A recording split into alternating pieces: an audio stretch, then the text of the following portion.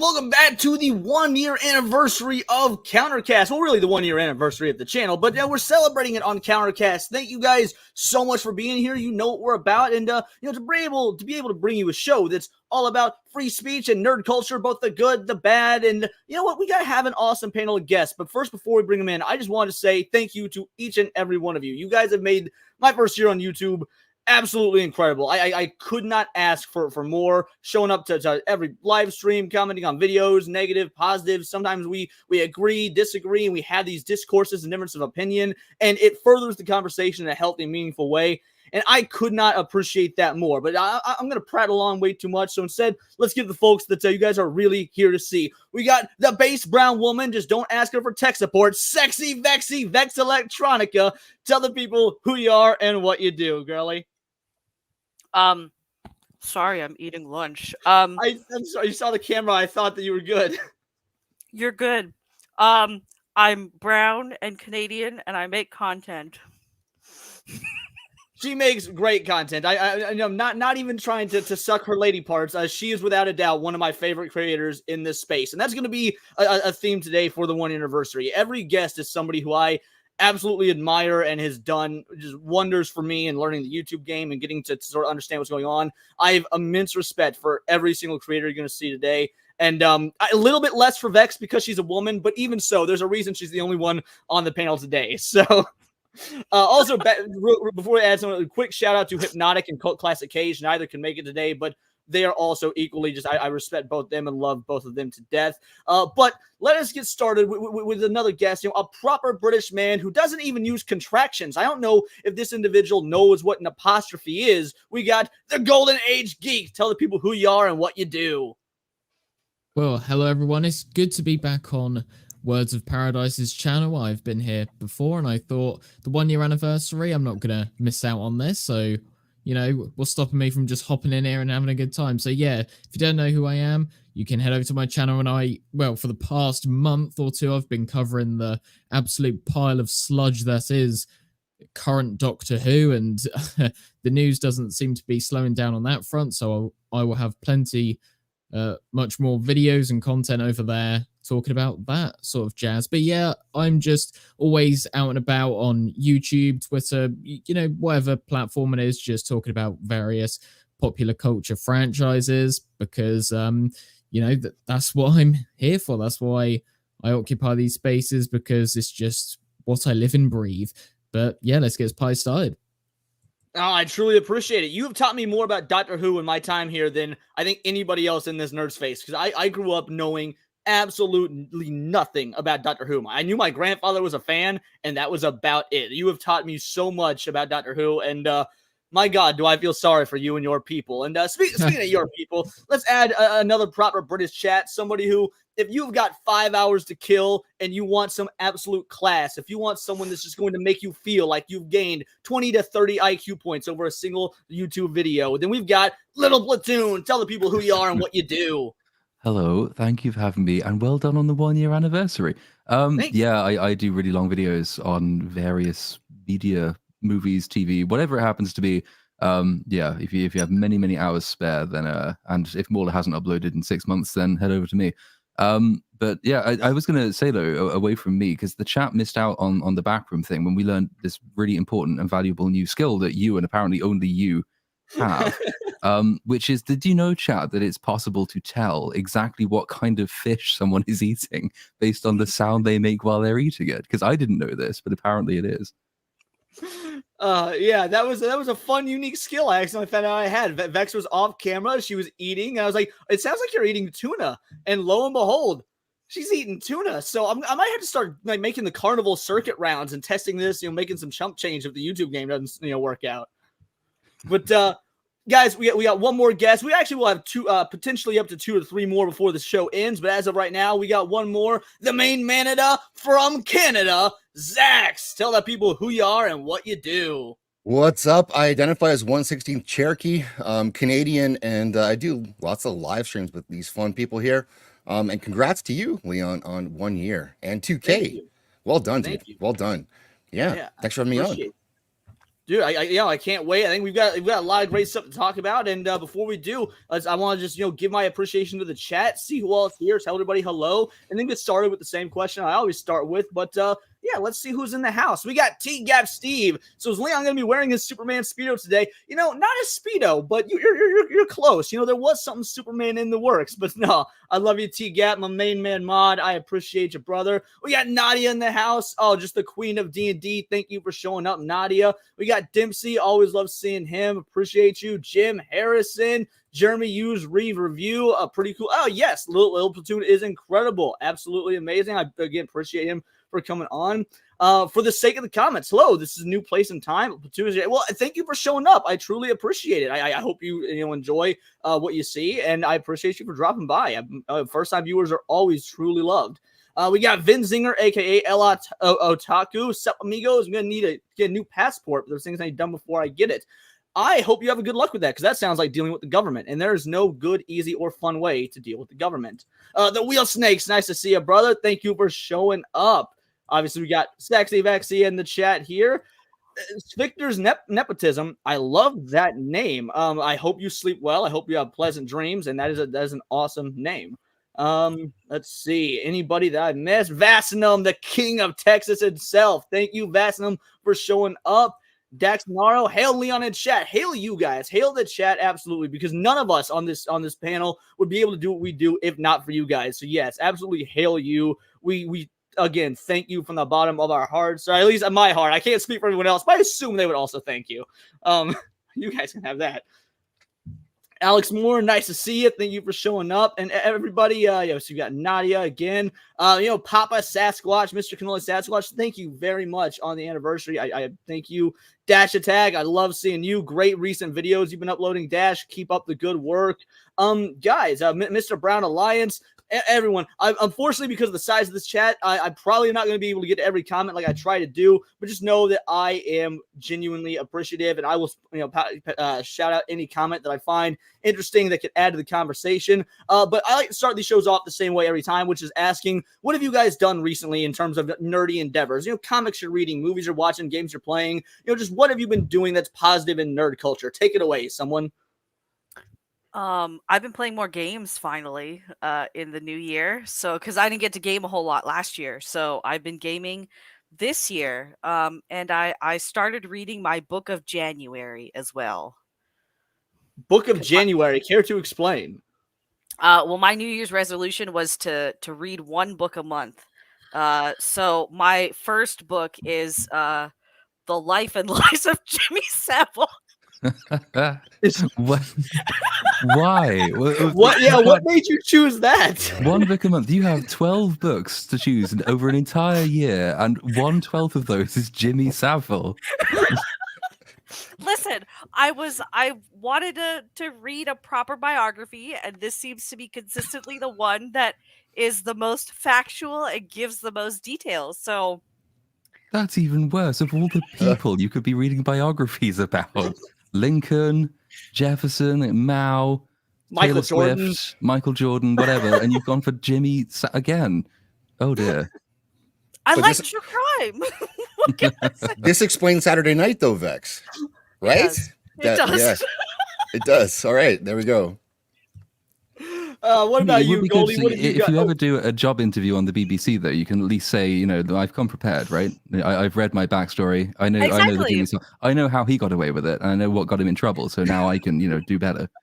Well, to be fair, Platoon, they would not give her a job interview. They would just hire her on the spot because she's a woman and she's brown. So there wouldn't even be an interview.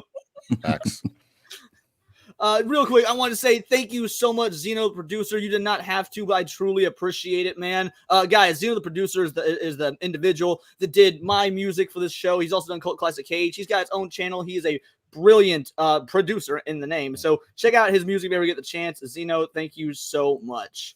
What about you, Goldie? What have you been up to? Well, for the first half of 2023, I was kind of just checked out on pretty much everything, just covering the stuff that I was covering on my channel. But then as we got to the latter half of 2023 up until very recently, I've been catching up on the Halloween series because I'd never seen those series of films before. And I felt myself walking into this world that I didn't expect. The films very hit and miss, most of them after the first one, but a lot of discussion was able to come from it. So I enjoyed talking to other fellow geeks out there who were more in tune with that franchise. And I believe a few weeks ago, I finally got around to watching the Super Mario Bros. Movie, which I was pleasantly surprised with because I thought that I was just going to think it was an all right movie. I don't have a lot of experience with Nintendo or any of their games or anything like that, but I felt myself, feeling like a kid would if they were just watching it for the first time. So no, just catching up on a lot of entertainment that I've unfortunately missed on. Well, I'm glad you enjoyed Super Mario Bros, man. And yeah, getting into Halloween, that's a pretty big undertaking considering there's like 40 movies and most of them don't connect in any way, shape, or form. So good on you for sticking with it. I'm glad you're enjoying that, man. Zax, what about you, brother? So before the show started, I sat down at my desk here getting ready to go on I started at Baldur's Gate for no reason. Like, just instinctively, I click on Baldur's Gate and started the game. And then I thought, I'm not here for that. I'm here for Leon. So I just shut that down. And but that was my reflex. You Baldur's Gate over me. I would completely have understood. You'd be like, look, man, like this lame, possibly homosexual, metrosexual dude's live stream or playing Baldur's Gate. It's honestly an easy choice. I'd have understood. The game where everyone wants to sleep with you. Everyone and everything wants to sleep with you. That's what that game is. Love that. I played enough D&D. That's kind of how some GMs run their games in real life. So it's it's interesting. But man, again, thank you for being here. I'm glad you're enjoying Baldur's Gate. And last but not least, Platoon, someone who's such a media critic. I'm sure there's a lot of things you love, and people probably be excited to hear about it. Baldur's Gate's a good shout, actually, but my save file corrupted, and I found out it corrupted. All of my autosaves were after the corruption as well, so I tried to keep, so that was tragic. But the last thing I remember was it's not only how many people want to sleep with you, but it's how alarmingly quickly they want to sleep with you. Enter camp, I think, was the first night, and so I haven't had a chat with the wizard yet, so I'm going to go talk to the wizard. And by the end of the conversation, it was just like, "Ooh, shall we hold hands by the moonlight?" What? Buy me several drinks first. I mean, I know my little elf twink is quite pretty, but at least take it slow, man. Otherwise I've been catching up because if you do 5-hour long videos, then that takes a lot of time and you tend to miss a load of stuff. So for the last 2-3 weeks, when I've actually not been doing any editing for the first time in about a year, I've gone back to find things that I missed this year. So I watched The Creator, which was but also things that I was aware that I should have seen by this point but haven't. So, like old anime show, I went and watched Akira for the first time, which was also no. But you had never seen Akira before? No, I'd seen bits of it, and I think I tried to watch it before. So, to be honest, I understand why it was so influential. I'm not a fan, but I understand it. But then I went to watch Ghost in the Shell from '95 and Innocence from 2005. I think that came out. Tell me you love then Ghost. Standalone I really Complex, hope you love Ghost in the and Shell. then the second one. Yeah, no, I'm in a big Ghost in the Shell binge at the moment. Oh my man, you just made my day. I'm a massive Ghost in the Shell fan, and I will warn you that some of the later series spinoffs aren't particularly good, but the films and standalone Complex 1 and 2 are they're great. I'm so happy to hear you enjoyed those. Is that including the American live action film? Oh God, I've actually seen that. That's not a good. Yeah. Oh dear. Yeah, I haven't watched it. I've heard very mixed things from different types. I think it boils down to you can tell who anime fans are and who aren't anime fans when it comes to their opinions on that movie. So I haven't seen it myself. Well, like the originals, the original films, and even standalone Complex is very much like the action is there, but it's not predominantly about the action. It's certainly Innocence is a pretty deep philosophical dive. It sort of flies up its own arse in terms of philosophical exposition, but like they're films you want to see if you want to think about the future. And then the American one is just, do you want to see Scarlett Johansson in a skin suit shooting guns? Yes, you do. Well, okay, then you go and watch that one. But there's no thought process behind that film at all. Except for the skin tight suit. There you go. Which is what ultimately we all want to see her in. So that's true. And guys, as for me, nerdy endeavors, I had never seen Arcane before. Arcane totally blew me by. I watched it last night. Figured, all right, I'll watch a few episodes here and there until I start going on a stream that's gonna be talking about it because I've got one coming up. And I just all one sitting, watched the whole thing. It was so much like I was very worried it wouldn't live up to the hype. And I do have a few criticisms of it. I don't think it's a perfect 10. I'd say it's a very solid 8 out of 10. But my goodness, do I now understand why everyone was hyping it up the way they had been the last 2 years. And I just want to say I owe everyone in chat an apology for my refusal to watch the show that I didn't even really know was a big deal until about November of this past year. So It's So amazing. I only finished it, I think it was 2 weeks ago, because actually Andrew had been nagging me about it for pretty much a full year at that yeah, point. he was one of them that had been nagging me as well. Yep. Because Yeah. I'd started it when it first came out, but I think I ran out of time to watch it and just never got around to it. So that was right at the beginning of my catching up on media, wrapping Christmas presents and watching Arcane. Well, and for me, it wasn't so like because I've never played League of Legends as a game. I've got very little interest in League of Legends as a game, and so to me, it was like if somebody had no interest in Spider-Man, well, why would they see a Spider-Man movie? Or, you know, when one comes out, if that's not a fandom they're a part of. So when the show came out, I was like, oh yeah, I hope League of Legends fans like it, but it's not a fandom I'm interested in. And no, this was very clearly great. It was well made for people who have no experience with the League of Legends lore. I really appreciate that about the writing. But speaking of movies and media, I think that all of us here are film fans. So there's 2024. I don't know about you. I'm looking real forward to. I think it's going to be a good year. And as such, I've got a list that I'm going to pull up. I want your guys' opinions on movies that are coming out in 2024 and what you are excited for. Now, obviously, not every film is on this list here, but I think that, for example, I'm very interested in Mickey 13 or Mickey 18. Either way, which isn't on this list. But so if it's not on the list, go for it anyway. But what are you guys interested in? What do you think is going to come out in 2024 that you want to see? I actually watched Night Swim last night. It's fucking terrible. I saw your post. Like, there's actually nothing redeeming about that movie. So, I mean, the only reason I'll watch Argyle is for Henry Cavill. I'm kind of interested in Despicable Me 4 because I like the whole Minions thing. Alien Romulus, I'm tentative about, but Nosferatu is the only big movie I'm looking forward to, and it's not on this list. Really? It's Nosferatu seems great. I agree. I'm looking forward to that as well. I didn't notice it wasn't on this list. Argyle is Cavill the only reason? I actually think, like, don't get me wrong, Cavill's a big plus, but that's going to be a day one theater for me because I think the movie looks genuinely fun. It does look fun regardless, but, like, I mean, if Henry Cavill's in it, that's an easy sell for me, regardless of whether it's a shit movie or not. So if Henry Cavill wasn't in it and you saw the trailer, let's say it was let's say it was Chris Hemsworth instead or something, would the premise of the film still have you enticed to go see it? Okay. Yes. Yeah. What about the rest of you guys? Thoughts on Argyle?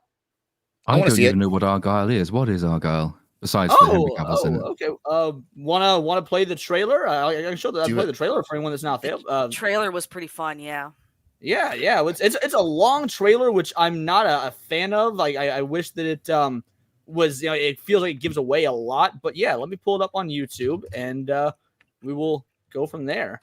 Henry Cavill's hair is outstanding in this. Yeah. Ignore his hair. Just ignore his hair, please. It's disgusting. Right. Has his brilliant. hairline decided what it's doing yet? Because it always seems to be fighting against his face. It's got a Johnny Bravo thing going on Yeah. in this entire trailer. It's terrible. It's almost like, remember Kid and Play? Anyone? The rappers? He's got that look. The flat top. Yeah, absolutely. Yes, he's a very like 1992 rapper flat top. Yes. Yeah. Alrighty, well, let's get this trailer going for those of you that haven't seen it. Now, if you want me to, I won't lie. I'm not very worried about a copyright thing on this stream. I'd just rather us all have fun. So if at any point you want me to pause it because you've got comments or whatnot, let me know and I will. But I think that we'll just let it play. Okay.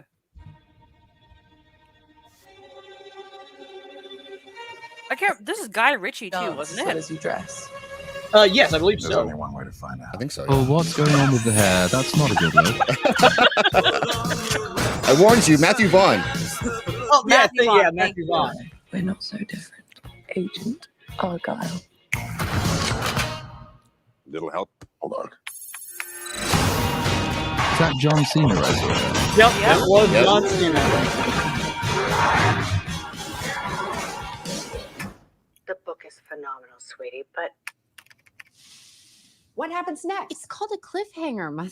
I think the Lost City had a similar premise as well, where a writer writes a novel and then like parts of it come to not to life, but she meets the real life counterpart and she ends up going on an adventure, which I thought that was a fun movie. It wasn't particularly great, but I had a chuckle or two.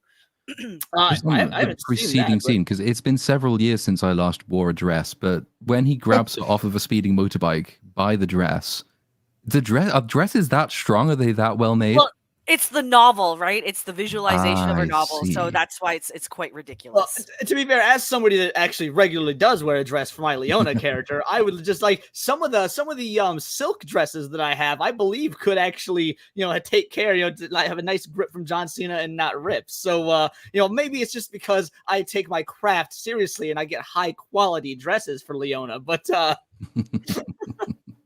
So wait, Dresses. is Leona the character or is Leon the character? Which one's the character? Which one's you? no, so Leona is the character, but Okay. I have found myself more and more, the more I play the Leona character, starting to throw those mannerisms out when I'm out of character. I'm like, oh, shit, that's probably not healthy. That's how it starts. Yeah, I may actually be trans by the end of 2024 and not just do it as a joke. Whoa! Hey! There's a cat in there!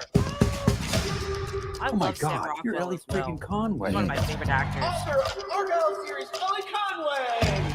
I am such a fan! Oh yeah? What is it you do? Espionage. Would you Sign my book.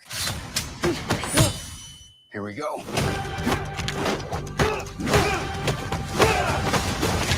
I love this book!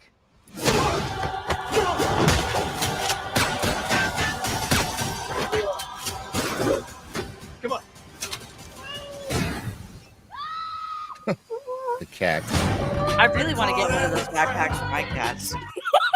Oh no! So I recently found out they make them for birds, and even though my bird is shoulder trained, I'm still gonna get one for my bird because oh my goodness.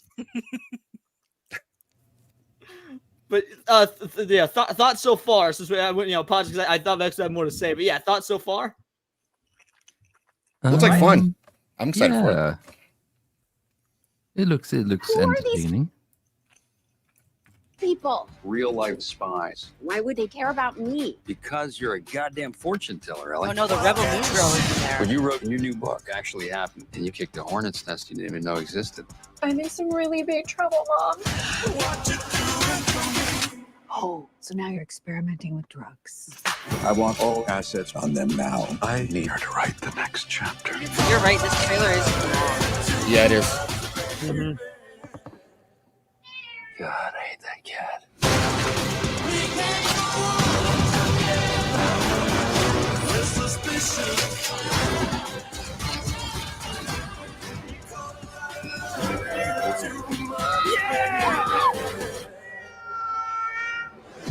It's time for you to meet the real Agent Argyle. What is it with Samuel L. Jackson getting stuck in Oh my stuff with God. CGI cats these days? They can't That's exactly what I was going to escape say. from Flurkins.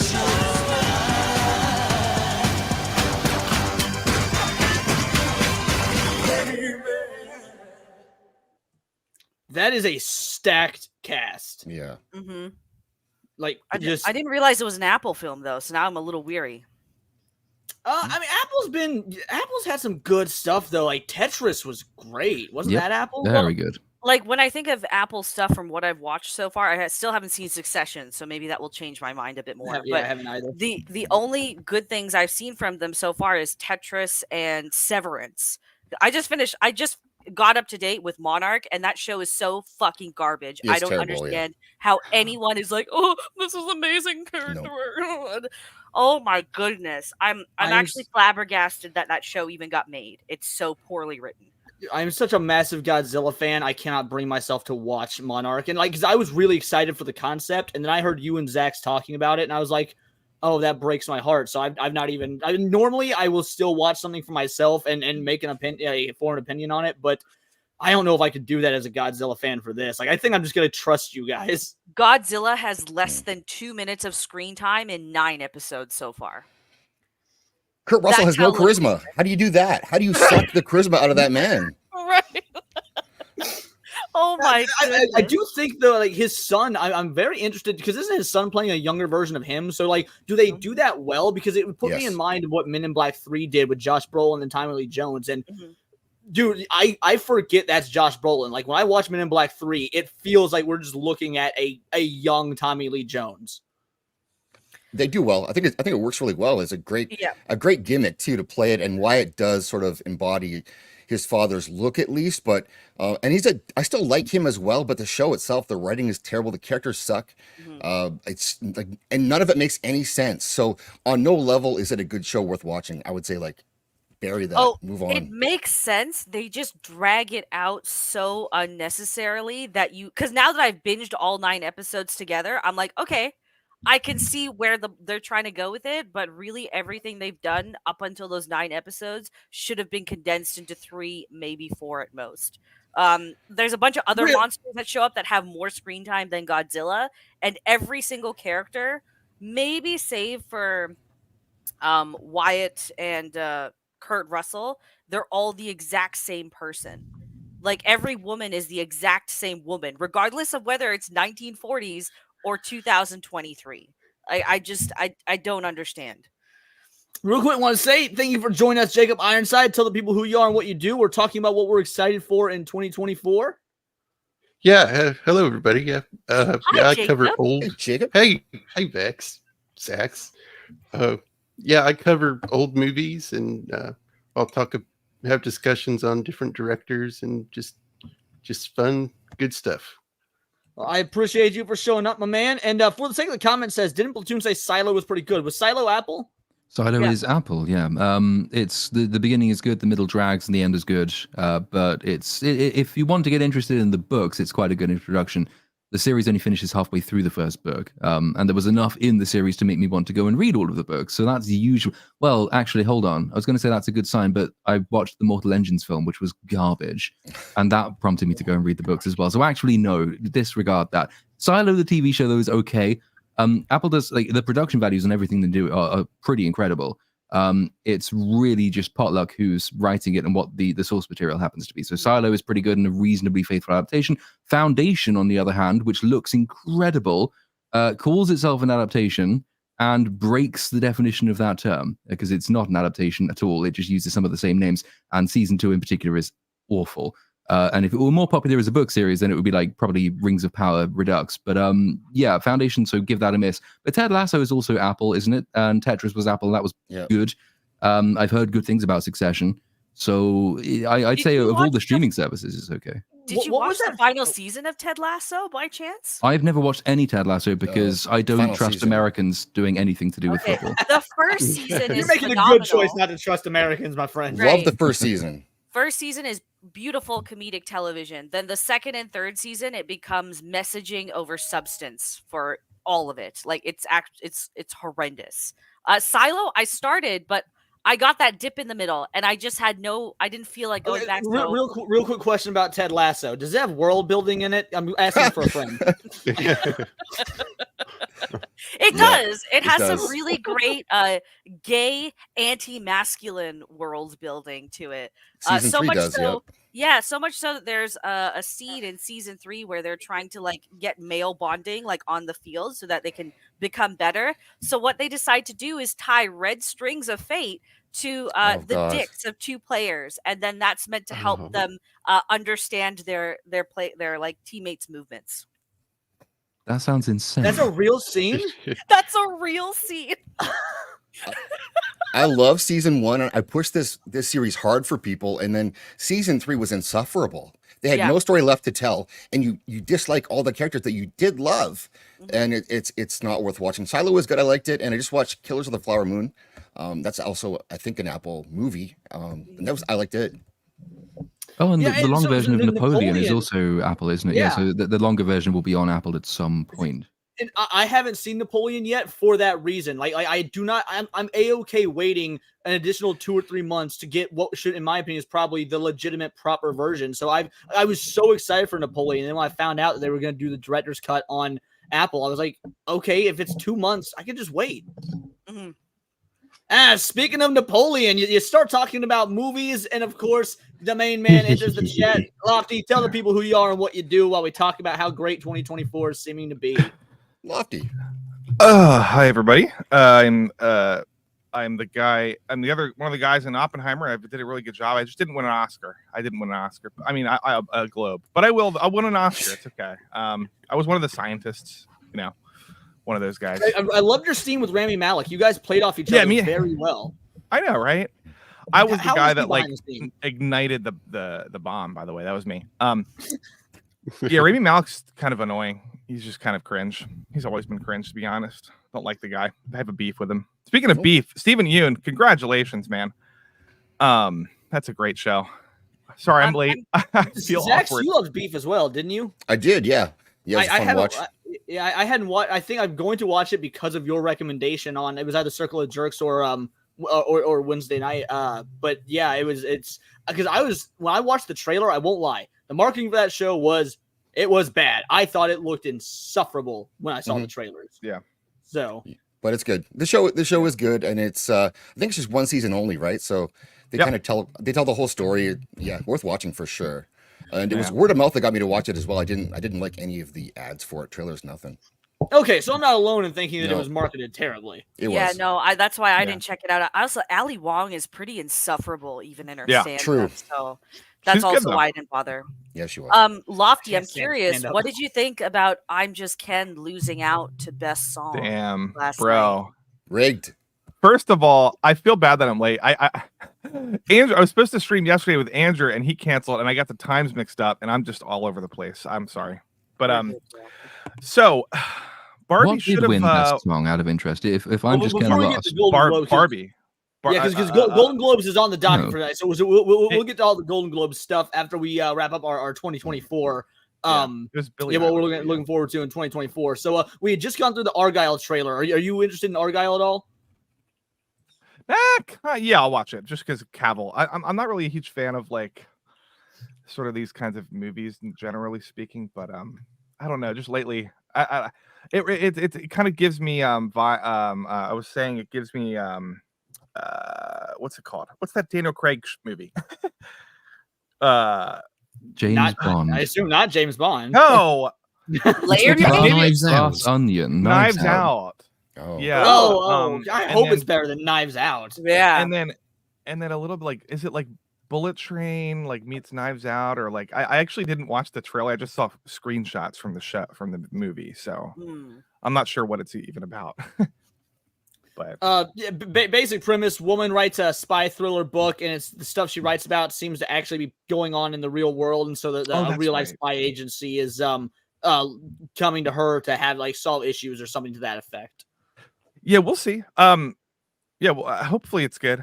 I don't know. When's the last time a spy thing was very good? It's hard. It's been I don't know, man. What an underrated spy movie? Killers. Oh, The Killers. Yeah, with Ashton Kutcher, I was genuinely surprised that I could see him carrying like a James Bond style movie like that. Right. Yeah.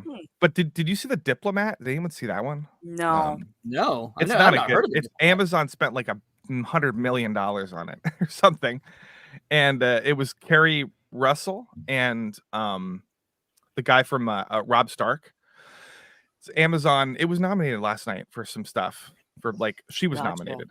All right. And I didn't love it. I thought it was really contrived, like spy thriller, just sort of like mid spy show. But yeah. You said Age for Hedonism says so did everyone that likes to think. Yeah. We love it. Well, what about Argyle? We've confided a lot of us are going to check that on theaters. Dune Part 2. I imagine we're all skipping Madam Web. Like, I don't know. Hell, you can't just do that to Madam Web. It's on the list. It's coming out. It's Platoon's not skipping it. Superhero film. I'm excited for Madam Web. Really? Yeah, that's gonna bring me a lot of views. That's why. Yeah. All right, so let's hear you guys' thoughts on Madam Web, though. I won't lie, I'm incredibly biased. I love the character. I'm like one of 12 people that loves the character of Madam Web. So this trailer infuriated me because I'm a genuine Madam Web fan. Isn't she a bad guy though? Like she doesn't. She's like Spider-Man's Jiminy Cricket. She's like a like his guiding light or his conscience in helping him. She's supposed to be like a Yoda character, a character that is hands off but guides Spider-Man towards making the right choices when he goes through his worst periods. Interesting. Nothing like the movie. So what what you're saying is they're pulling a Taskmaster basically with this character. I will genuinely say I think it's going to be even worse than that. Oh, holy hell! Dakota Oh, Johnson. H, Godspeed, bud. I'll pray for you. I know quite a few that are going You to get watch the- it for the ass in that film, though. So that's about it. Sure. The biggest thing in that, you see the bad guy in his Spidey suit, and he's got a gut. What? Yeah. Oh see that. It's no! For the modern day, then there you go. Yes. Right. I gotta address this comment. H, if the antagonist ends up being Kane, I will make videos. I will, because I'm gonna honestly avoid it, because I don't like covering things that I objectively hate. I just unless it's that egregious. If Kane ends up being the villain, I'll flip a table. Yeah. I'm gonna probably skip this one. Yeah, I don't know this character at all, so I'm not. And Dakota Johnson, not a big fan. She's hot naked though. Sure, yeah, she has that going for her too. Yeah, but that's Great it. body. She's a hot plank of wood. Agreed. And then Platoon. So who's gonna be? I don't know if you're able to say this on YouTube or not. I say it all the time. I do take to the high seas to watch certain movies if I do want to, do review. Like I high seased Indiana Jones. I was not going to pay money for that, and I'm so glad I did. It was my least favorite film I've ever seen is Indiana Jones 5. I've got like one of those monthly like. I'm telling Joe Biden he high seized it. What a snitch! I'm trying to tell Kamala Harris. Okay, go I ahead. won't have to pay outright for a ticket to this because of that membership thing that I have. So okay, oh, gotcha. good. That's a good. I used to have one of those for Alamo Draft House before the pandemic, and obviously I let it lapse, and I haven't gone back to buy. I really probably should, especially with 2024 looking stacked. Get back on that, because I would probably see about 4 movies at least a month back when I was doing that. I always try and go to the cinema to see anything I'm reviewing. If it's out in my cinema, I will try and go and see it as much as anything, because I want to see how few people are in the cinema with me, which is usually entertaining. So you go into the Marvels and realize that the only other person there is probably also a YouTuber. So for Madam Web, that will be interesting. So I will go and see it for review purposes. Obviously, I can't pause in the cinema, and pausing is quite important. So I have other means of doing that. Mm-hmm. Yeah, have you gotten to the point, because I never used to see this, and I'm seeing it all the time now, and I don't know if it's because I've only started doing YouTube in the last year, but obviously when I go to the theater, I take a notepad with me. That way I can take notes on the film. I've noticed so many people doing that now, and I'm wondering if it was always like that, and I just never realized it, or now that I'm just observing it more since it's something that I do as well. Also, thank you so much, Miss Martin Muses. You do not have to do that, but again, I appreciate it. You being here to support enough, but thank you. It's truly loved and appreciated. But yeah, anyway, is it becoming more common, or am I just picking up on it now because I've been doing it? I'm the only one in a theater with a notebook in any theater I go to. Whether Yeah, it's usually the same here. Here or in the U.S. Yeah. Oh well, Lofty, you're talking through one of those people who smoke too much have to talk robots for a bit. Wait, am I roboting? Fuck. You're good now. You're good now.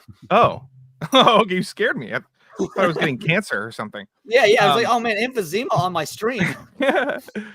I don't do that. I also never seen that. I don't know. Maybe it's I saw it at Oppenheimer. I saw it at Godzilla. I don't think I saw it at Boy and the Heron, but I also don't. I didn't take a. I didn't take a pen and paper. Boy and the Vex and Platoon. When you guys do that, how much of the movie do you miss? Like, I'm writing while watching. I don't look down. Same. Okay. Yeah, I can write without looking. Mm-hmm. Okay, I'm just curious. Okay, I was just curious because I feel like that would distract me from enjoying a good movie. Like if it's a good movie, I wouldn't want to take notes on it. I just I get sucked into. You know what I mean? I just that happened halfway through Oppenheimer for me. Like the first, I was taking furious notes for the first half of the movie, and then by the time they started to build the compound, I forgot I had a notepad for a solid half an hour. I was like, oh wait, I'm supposed to be taking notes on this.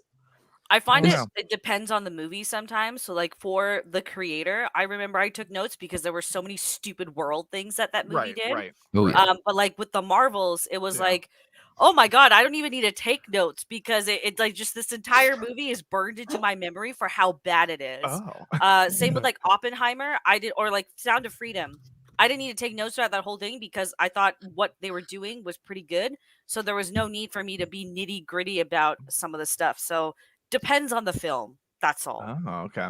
Yeah. See, when I take notes, it's a lot of times for like nuanced things that I'm worried I'll forget. Like, oh, this particular shot did so and so, or like this moment has like this moment of the score did something incredible. It's not it's not often that I'm taking notes on like the general acting or anything. It's usually for just, like small things that I want to make sure I remember throughout the overarching film. Yeah, like first impressions, overall, little plot summary bits. But there's usually a good.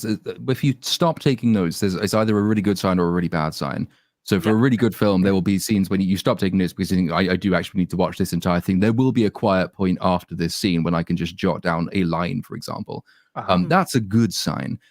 However, there's also the bad form of stop taking notes, which is the Marvels. Like the first fight scene when they're all swapping places, and I was trying to take a note.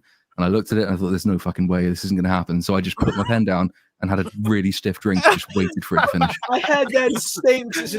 I took the high scenes for the Marvels and I just had a Word document up. And it got to the point where I was taking notes. And like, I don't know, I think it was the first fight scene, but it was something that happened near the beginning. And like my jaw dropped from how stupid something was. And I forgot to take a note on it because I was so flabbergasted. Wow. That's crazy. I should think about doing that maybe. I just don't like to. I don't like to do it. Yeah, well, I don't know what cinemas are in your area. Since I go to an Alamo Draft House, there's that. They obviously have that table so that you can eat your food, and under the table there's a light so you can see the menu. So it's also real easy to I jot down my note without looking, and then later on I might just do a quick glance or whatnot to make sure that it was legible because there is a light right there under the table. So it's very convenient in Alamo. I've seen people do the, like, if the theater isn't particularly full, I'll see people just do, like, open up the Notes app on their phone as well. But I like to not have my phone. Like, I hate people that open their fucking phones. Yeah, that's disgusting. Don't do that. No. Yeah. Never open your phone during a film. No.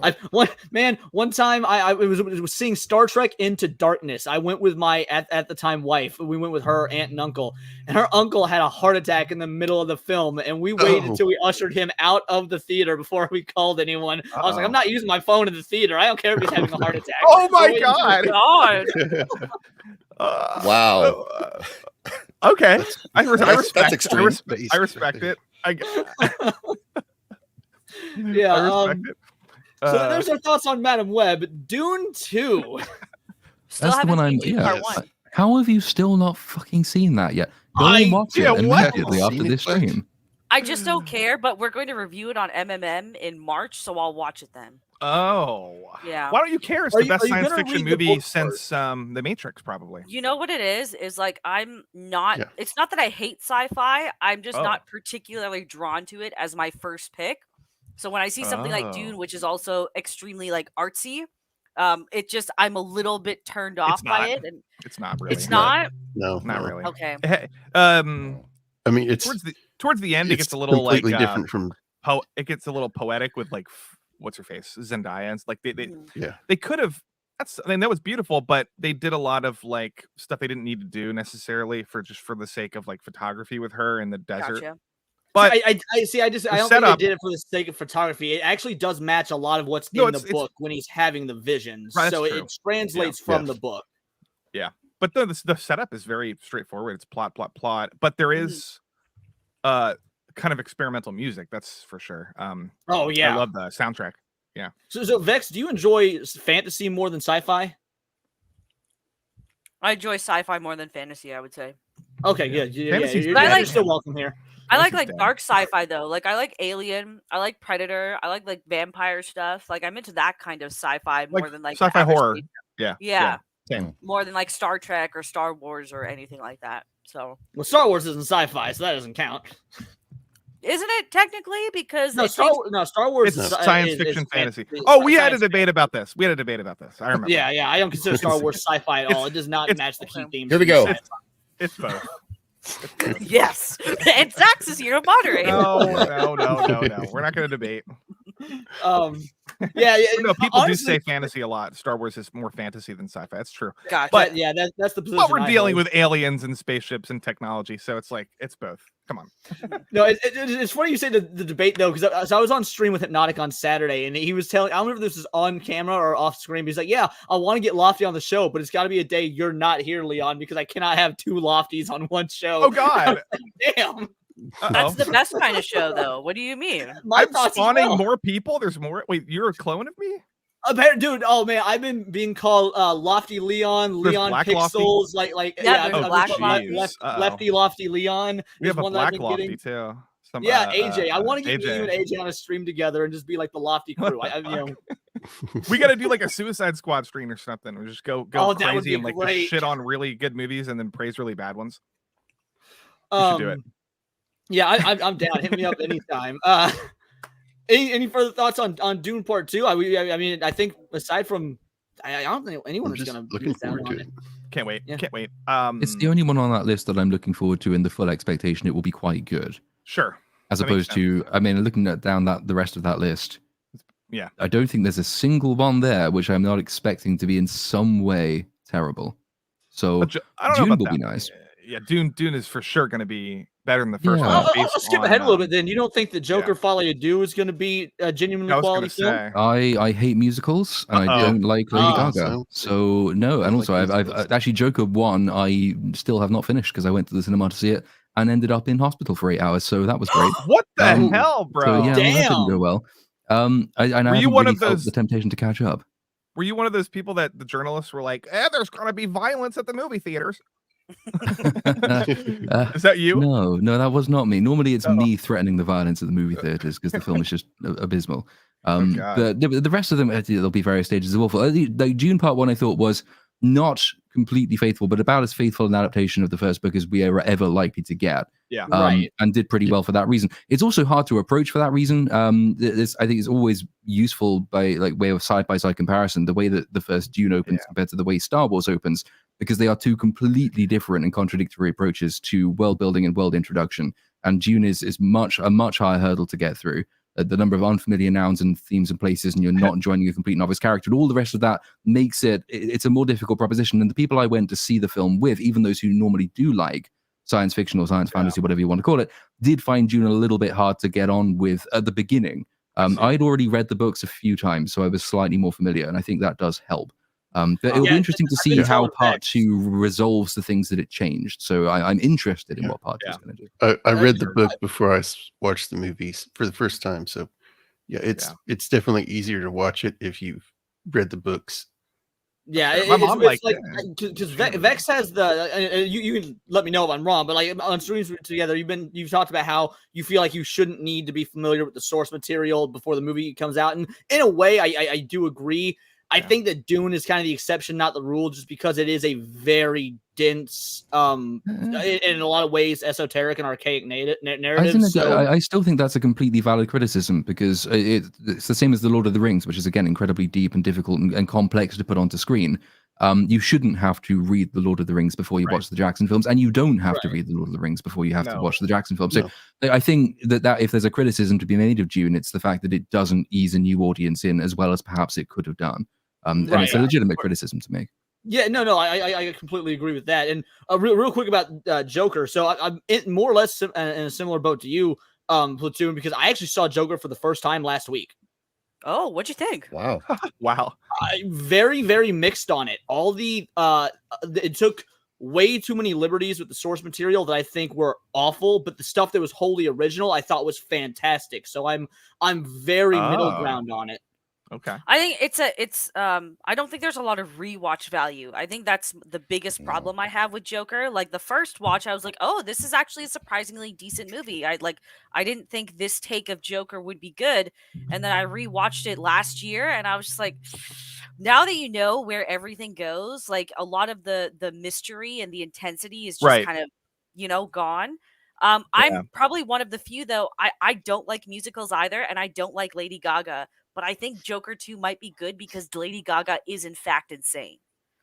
So I love Lady Gaga. I won't even lie. Like she is the reason I watched the first one so I could watch the second one because I think Lady Gaga is awesome. So I'm in the minority here. She's a good singer. She was good in that Bradley Cooper movie. Star is Born. Yeah, Star is Born was fantastic. But yeah, she's a little cringe personality. Oh yeah, her personality for perfect sure. for When Harley I say I Quinn. love her, I mean I love her talent. I think she's No. talented. Margot Robbie was the perfect Harley Quinn. Well, this is a different I think version, Gaga's gonna though. be better. Yeah, this is gonna be different. I love Joker. I love it with a passion. I've seen it like 5 times. I don't know. I think it depends on what. I know what you're saying because of the whole what's he gonna do? Like the first time you watch it is like, and then Tarantino talks about this. It's like he loved that movie because of it made you root for like a psychopath, and then as he's pulling the trigger in, against Robert De Niro's character, it's like you shouldn't want him to do this because it's horrible, but at the same time you're sort of rooting for him, and like, it's just crazy. And I don't know. I love that movie. I think Joaquin Phoenix is incredible. And I'm a big Taxi Driver and like King of Comedy fan. So I didn't get offended by the heavily borrowing elements and motifs from those movies. I think that was a great call. I liked it, and I could tell they were also doing their own thing. If they just like straight up copied it, then that would be a little bit okay. It's like kind of gimmicky, but no, they did their own thing with because The King of Comedy is my favorite Scorsese movie, and then Taxi Driver is number 2. So this is like, I should not like this movie because it's like stealing from it, but like sometimes that's not a problem. Like Tarantino does that all the time. It works here. Real quick, the Gore King, man, I appreciate it. Thank you. He says, Harley, can you read my Joker face? Thank you, Gore King. You are you're a gem. Sorry, continue. No, that's Joker's. We should probably talk about Kung Fu Panda though, because I guess we're going in order. I mean, I've only seen the very first Kung Fu Panda. Believe it or not, I don't know. I don't like Kung Fu Panda. I don't really. Oh, okay, yeah. I didn't want to talk about it. I just was bringing it up the order because I haven't seen any of the Kung Fu Panda films still, so I don't really like it. It's okay. It's just for kids. It's like a kids movie. It's fine. It's one of the better kids move like animated movies. But every now and again, you do get a genuinely great, like Puss in Boots: The Last Wish is a genuinely good film. So it is also a kids film. We're all the Toy Stories. So now, do I think Kung Fu Panda 4 will be that? No, I'm not gonna go on my way to watch it. But anything's possible. Despicable Me is really the only animated franchise I keep up with because like every time I go to Universal with my husband, I get some sort of Minion merch. I love the Minions. So oh no. I'm one of those people, but like I could admit like the third movie wasn't very good. I think the second Minion movies wasn't as strong as the first one, but I do enjoy the franchise overall. Jim Harrison says 2 is the best. Do you agree with that statement? I do agree with him on that statement. Yep, 2 is the best one. Oh, I thought he meant Kung Fu Panda 2. Oh yeah, maybe he meant Kung Fu Panda 2. I assume he meant Minions since that's what Vex was talking about. I liked the second Despicable Me movie better than the first one. So interesting. Now I don't know about you guys. I am actually very excited for Frozen Empire. Ghostbusters. I don't care. Yeah. I don't care either. I don't like either. the last Goldie, back me up, buddy. Back me up, Goldie. Like the last one cannot do that. Wasn't bad. Don't get me wrong, but like the Ghostbusters franchise, you can leave that one alone. The fact that the trailer also showed them off, like bringing all the OG cast back too, you kind of know that that's probably what this film is going to lean on if that's what they're trying to do to pull in a potential audience with just a first trailer reveal. A lot of CGI too, which I don't care for. It just reminds me a lot of The Day After Tomorrow. There's nothing really interesting about it. So I love that movie. I won't even lie. Roland Emmerich. I just don't like the Afterlife one. I think it's extremely like a forgettable, boring movie.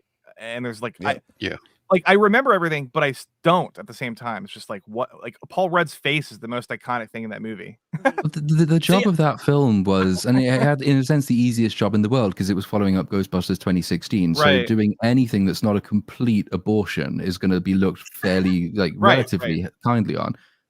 But you go and watch Afterlife. it's not particularly memorable. But the thing about it, the meta thing about it, I do remember is that this is not really a Ghostbusters film. Like, it's a completely different proposition. The original Ghostbusters is rightly remembered as this incredible thing because it's a masterwork of deadpan comedy. Yeah. To which ghosts are almost secondary. Like you're not really. It's not supposed to be a feel-good film, which I think Afterlife really aspired to be. Afterlife is just a kind of generic popcorn flick. It's a feel-good, warm Hollywood thing that's designed to make you feel vaguely warm and fuzzy inside because you remember the good thing. But it's got none of the humor. It's got none of the wit and intelligence. It's not as, in a way, dark either. And it's just, I felt it was an acceptable generic film. But that's not really what I want Ghostbusters to be. I think it did have the heart, though. Like, it may, because I do agree with a lot of your criticisms, but you could tell that there was genuine love behind the camera for what was being made and not just, let's do this to make money. And the main little girl, I thought, I don't remember the actress's name, but she sold me on her performance. I truly believe, like, oh, she could be related to Harold Ramis. Like, I was very sold on the main girl. Yeah, I mean, there were some good performances, and I think Paul Rudd was. Well, Paul Rudd's always basically competent. Most of the kids were not terrible, but it was just it's designed to play on nostalgia and pretty much nothing else. And it's like, okay, fair enough. At least it's not destroying a franchise, but I'd still rather not have it than have it. I think. Yeah. Well, it could be better than the second one. Could be better if they do. I have like a bad taste from all of the bringing back iconic characters from the 80s and 90s. Every time they do it, they just fuck it up. You know, like Jurassic Park did it, and I didn't like Fallen Kingdom. I was genuinely excited for Dominion. I was like, okay, well, why? Actually, half the time, why were you excited for Dominion? Okay, Fallen Kingdom was appalling. Let me explain. I was not excited for the movie. I was excited to see how. I just love Dr. Malcolm. So like I was like, okay, what are they gonna do with this old cast? And that was like the one that like really destroyed my optimism for bringing back like old iconic characters. And even before, when like this is after like Star Wars and Indiana Jones and stuff, or before Indy 5, but I don't know. But after Crystal Skull. Because Crystal Skull was part of that very first wave. Like I lump Crystal Skull in with like Rocky Balboa, and like that was the first wave of bringing back these legacy franchises. But I'm also a Crystal Skull apologist and always have been. So, wow. Yeah, but the Dominion, but the story in the Dominion, I was like, I don't want to see a globe-trotting adventure dinosaur nonsense. I was excited for the characters, and then I don't know. It's just like now that we'll talk about this later, but this is kind of why Alien Romulus to me is like sort of exciting because they're not doing that. It's like they're not bringing back Ripley, and they're not going to fuck up her character. And we'll talk about it. Well, I do want to address a comment real quick because Jim Harrison says Ford v Ferrari is one of the best films of the past decade, underrated. I wholeheartedly agree with you. I think the best film. I actually was talking to a friend last night. I think maybe on stream, non-stream, either way, about this. The best film of the last decade, in my opinion, is Baby Driver, which is also about cars. So funny you mentioned Ford v Ferrari, but both are great. Nice. I still haven't seen that movie. I've got it though, because that's Christian Bale in that one, right? Right. Ford v Ferrari, Christian Bale and Matt Damon. What is his name? Matt Damon. Oh, thank Damon. you. Yeah. I want to say Mark Wahlberg, and I knew that was not correct. I haven't seen it either. I have to watch that one for sure. Godzilla Cross Kong. I'm stoked. It's not going to be good, but boy, is it going to be fun. Yeah. Those movies are just fun. They're popcorn flicks, right? No, they're not. They're fucking awful. They are absolutely so bad. They're so bad. awful. Most awful Godzilla films are awful. Not true. Like all the MonsterVerse films are awful. I'll give you that. But well, a lot of the old ones suck, but some of them are not bad. Not to the same degree, I don't think. Yeah. They're not as offensively bad. Like all the MonsterVerse films, with the arguable exception of the first one, which was not a good film, but wasn't offensive in the same way. All of the subsequent MonsterVerse films have been offensively awful. I put them alongside Transformers: Rise of the Beasts, kind of awful. Just absolute shit. And the way that the only thing I'm looking forward to about this one is that I can finally get around to reviewing Godzilla -1 as a companion piece, because I'll put them all in the same review. Oh god, that's gonna be brutal. Is a brilliant film, and this one is Godzilla X Kong. The trailers look so cringe. Why do you have how do you spend so much money on something and make it look that shit? And also, that's the only reason people are supposed to go and watch the films, is for the monsters. So why do they look shit? And why do you spend so much time on human creatures that just act like fucking zombies. But No, it's no. monsters, man. Like just No. see monsters on the Giant monsters smashing buildings. Yeah. It's fun. It's weird because Kong versus Godzilla, the fight in the ocean, I thought had great visual effects. I loved that completely scene. agree. But this trailer does look weird, man. It just I don't know. I do like the Godzilla versus Kong fights. I think that's it's about 20 minutes of the movie, and then the rest of the movie is a bunch of little kids running. Oh my god! In Kong versus Godzilla, they go from like they infiltrate some base in like the in like whatever Louisiana or whatever off the coast that Godzilla destroyed. Then they go to Hong Kong. Then they go. We follow these stupid kids that suck ass at acting, and that black guy that's not funny, and we follow them around the whole movie. I don't care about them. I don't care about them at all. No, me neither. They're terrible. That should be the smallest part of the movie. Yeah. And then, there dude, shouldn't the even- worst part of that whole movie is when Yeah. Godzilla and Kong are fighting Mechagodzilla, and the son of a bitch pours the little kid, the All curly right, hair, you're pours- Canadian. I'm gonna pours- ban you. I swear to God, I will. he pours coffee on the computer, and that is how Mechagodzilla gets all fucked up, and then they win because I this little completely kid. forgotten that. You're right. You guys Oh, remember God. that? No, Dude, but now I see, do. I'm not even like exaggerating. He pours coffee on a computer, and Mechagodzilla's brain goes haywire, and then they have the advantage. It's so bad. It's so bad. It's See, terrible. here's my defense of that. Like, because you're right, it is egregiously bad. Yeah. However, as I've seen, I think nearly every Godzilla film. Like, there may be a handful that I missed, but I'm pretty sure I've seen every Godzilla film, most of them multiple times. The vast majority of Godzilla films have really shit human character writing, like almost to the same degree as the MonsterVerse films in a lot of them. Like, there are exceptions. Godzilla against Mechagodzilla doesn't have that problem. Of course, the original Godzilla doesn't have that problem, but yeah, that's kind of been a thing for 50 years. There's a We're difference. spoiled though. now. We're spoiled. These movies, -1.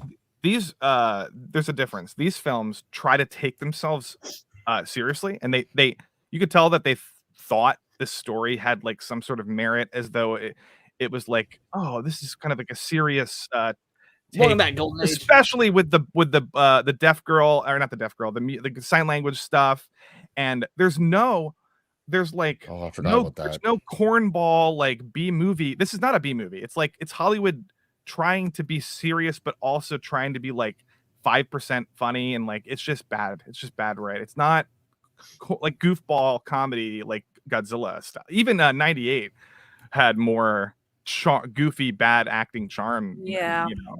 98 is just a much better film than almost better every movie. MonsterVerse film, which is saying something because it's a fucking awful film, but it's still way better. What about That's Skull Island? What did you think about that I one? like 'Cause that was it's pretty okay. decent. Like, Okay. it wasn't great, don't get me wrong, but I thought it for what it was okay. Like, I agree, none of these films are spectacular, but I just like seeing monsters. No, that I do too. That's why I will watch all of the monster fights on YouTube in 4K on my monitor, because that's fun. But I will, or I'll fast forward if I'm watching the movie past the stupid kids or whatever. Mhm. I just want to see the fight scenes, and it's like the first movie was 11 minutes of Godzilla. Kong versus Godzilla was like 30 minutes of the movie, and then which is valuable, and then because that's fun. I don't know. And then the monsters, King of the Monsters, was half the fights and the battles and everything that was happening was filmed through these dirty windows of like inside of an airplane, and the cinematography was absolute shit. It was terrible cinematography, horrible. Unless they had the screensaver shots, which is like 5 shots of the whole movie. Like those are beautiful and like to look at, but other than that, it's people running on the ground. You can't see anything. It's horrible. It's horrible cinematography. But that's But no. Okay, so yeah, I guess I'm all alone on Godzilla Cross Kong then. That's one is Oh, the God. loneliest number. No, it's gonna make some money, I think. People like to just see monsters. what- It will be one of those like mindless popcorn flicks that you can take anyone to, right? So I think that will be the reason it does well, if anything. Yeah. So then let's move, because I didn't know what If was until last stream when someone told me. I thought If looked like some sort of generic Disney Pixar film. Does anyone know what If? Because I'm actually really excited for this when someone in No, I chat don't. told me what it was. Is it a prequel to It? Oh. No. Although I think they're working on that, aren't they? Aren't they working Yeah, on they an are. It prequel? Dairy. This TV show. Oh God. I think. So- Yeah, Dairy. You also skipped You- Mickey you- 17. That's not on this is list not for his whatever list. reason. It's just a Mickey generic- 17 looks that's one of my movies of the year. I think that's going to be a great film. Wait, what movie? Mickey 17. It's the Robert Pattinson sci-fi movie.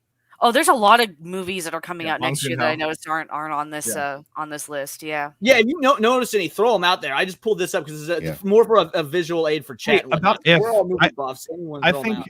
I think If looks like, based on the trailer, it looks like it's a kids movie, but it kind of looks like John Krasinski is like trying to take the Disney formula back to its roots. That's kind of what I noticed. So it's almost like he's making it's like he's gonna like out Disney with this movie. Like that's what it feels like. We'll see though. Was it? This is the movie with synopsis real quick. I'll read the synopsis. That way the chat knows. Number one, If is an upcoming American live-action animated fantasy comedy film written and directed and co-produced by John Krasinski. The film features an ensemble cast led by Ryan Reynolds. Here's premise. A young girl named B gains the ability to see people's imaginary friends, referred to as IFs, IF, imaginary friend, for short, who have been abandoned by the kids they helped. B then discovers that her neighbor, the man upstairs, has the same ability, which is the character played by Ryan Reynolds. It's like, well, Monsters Inc. A little bit kind of vibes going on, I guess. Yeah. But it's live action. Yeah. Live action. Zeno producer says if John Krasinski is involved, I might give it a chance. That's one of the main driving factors for me. Yeah, he wrote. I want people to beat up Disney. Yeah. Yeah. Make better movies than Disney. Yeah.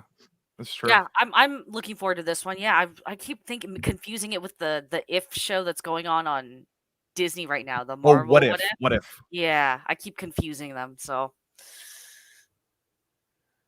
Yep. But when you look at it, I just tossed this movie aside when I first saw the logo for it because I thought it was a Disney Pixar movie, and I was like, yeah, well, the heart and magic is gone. And I think it may have been Dempsey in my last stream who corrected me on what it was about. So yeah, just big thanks for that. But all in all, look, I've heard a lot of people say lately they're getting tired of Ryan Reynolds, that they think he's very one note and he's got just his Ryan Reynolds shtick. I think that's unfair. I think he's a great actor who's unfortunately typecast. When you watch movies like Buried or Amityville Horror and you see him outside of look how wacky and quirky and snarky I am, Ryan Reynolds has a lot of talent. I'm hoping he'll bring a lot of heart to this.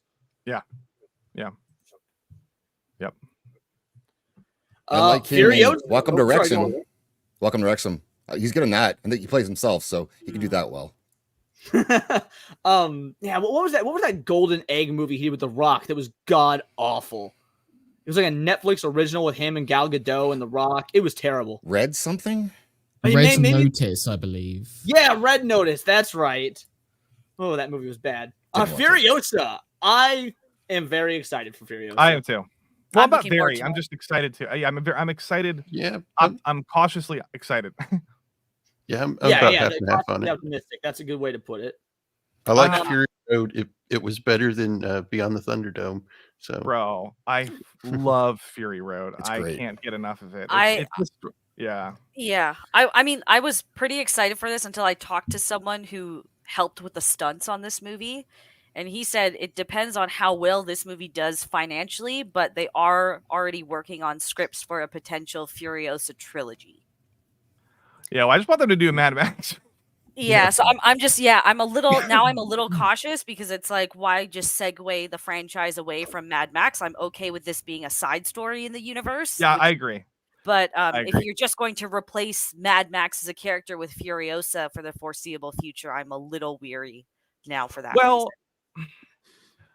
I have heard the complaints about that they think that this is replacing Max. It's not Max, it's Furiosa. Yeah. And they set it up in the first movie. It's not like this. It's not like they just, came out of nowhere. Yeah. Yeah. The first movie, it's called Fury Road, and Furiosa is like the main, it just makes sense that they would do a movie about her, Mm-hmm.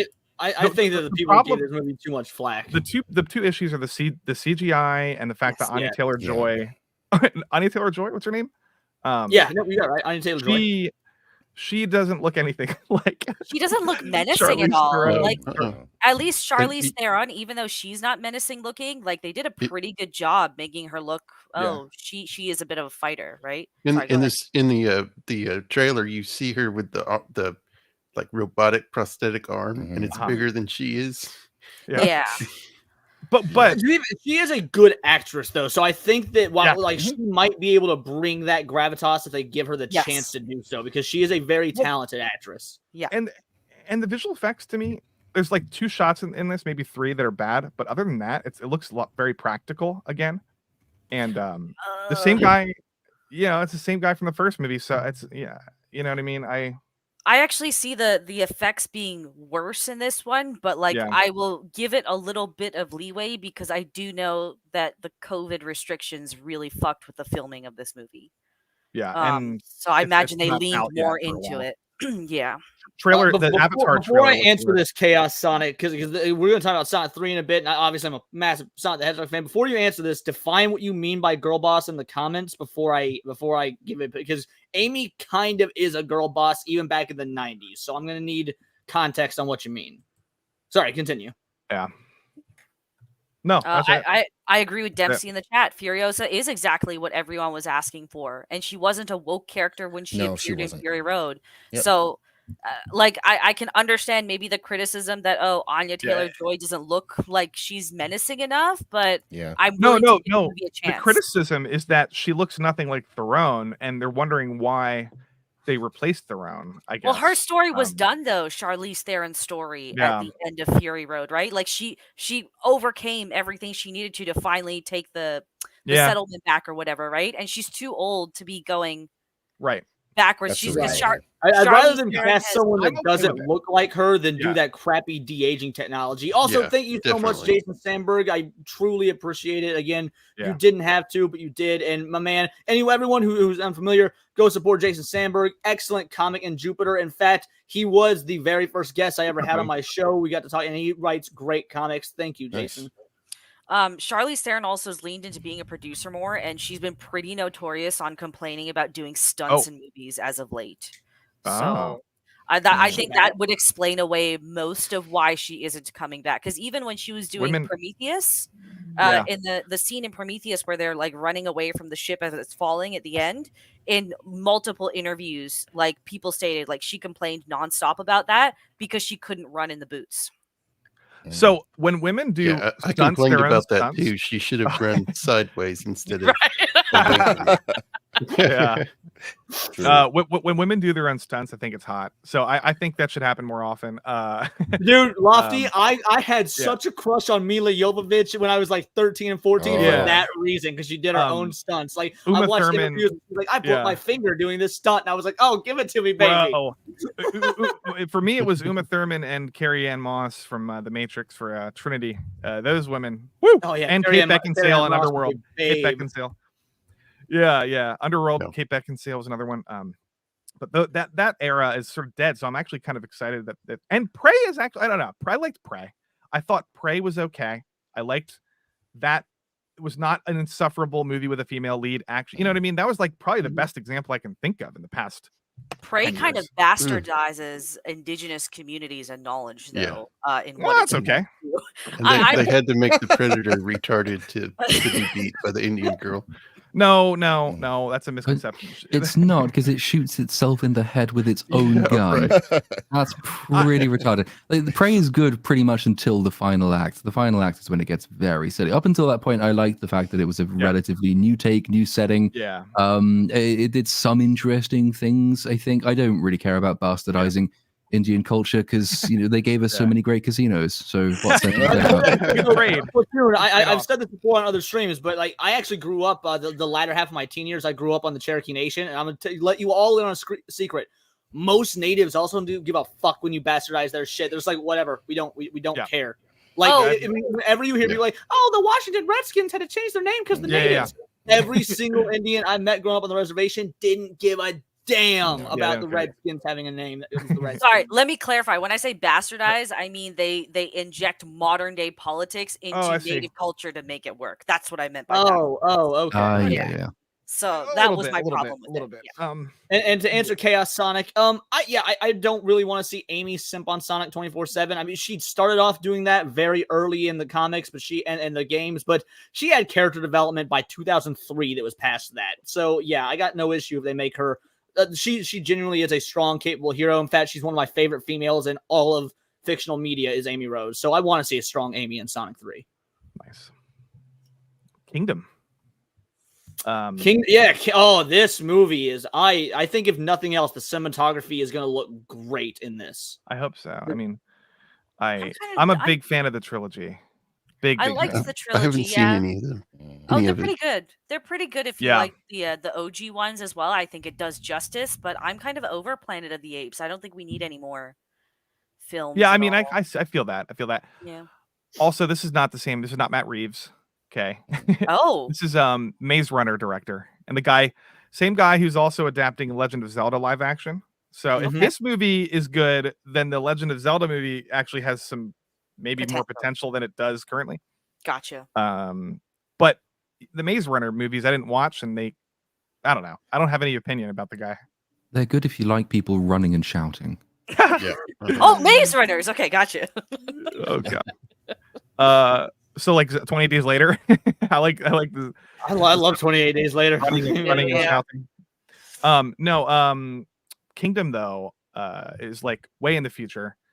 The Caesar's ancestor, I guess, apparently has like no memory of Caesar, and or is it Caesar? Wes Ball, that's his name. Thank you, Jim. Wes Ball is the director. Wes or is he Ball? the producer?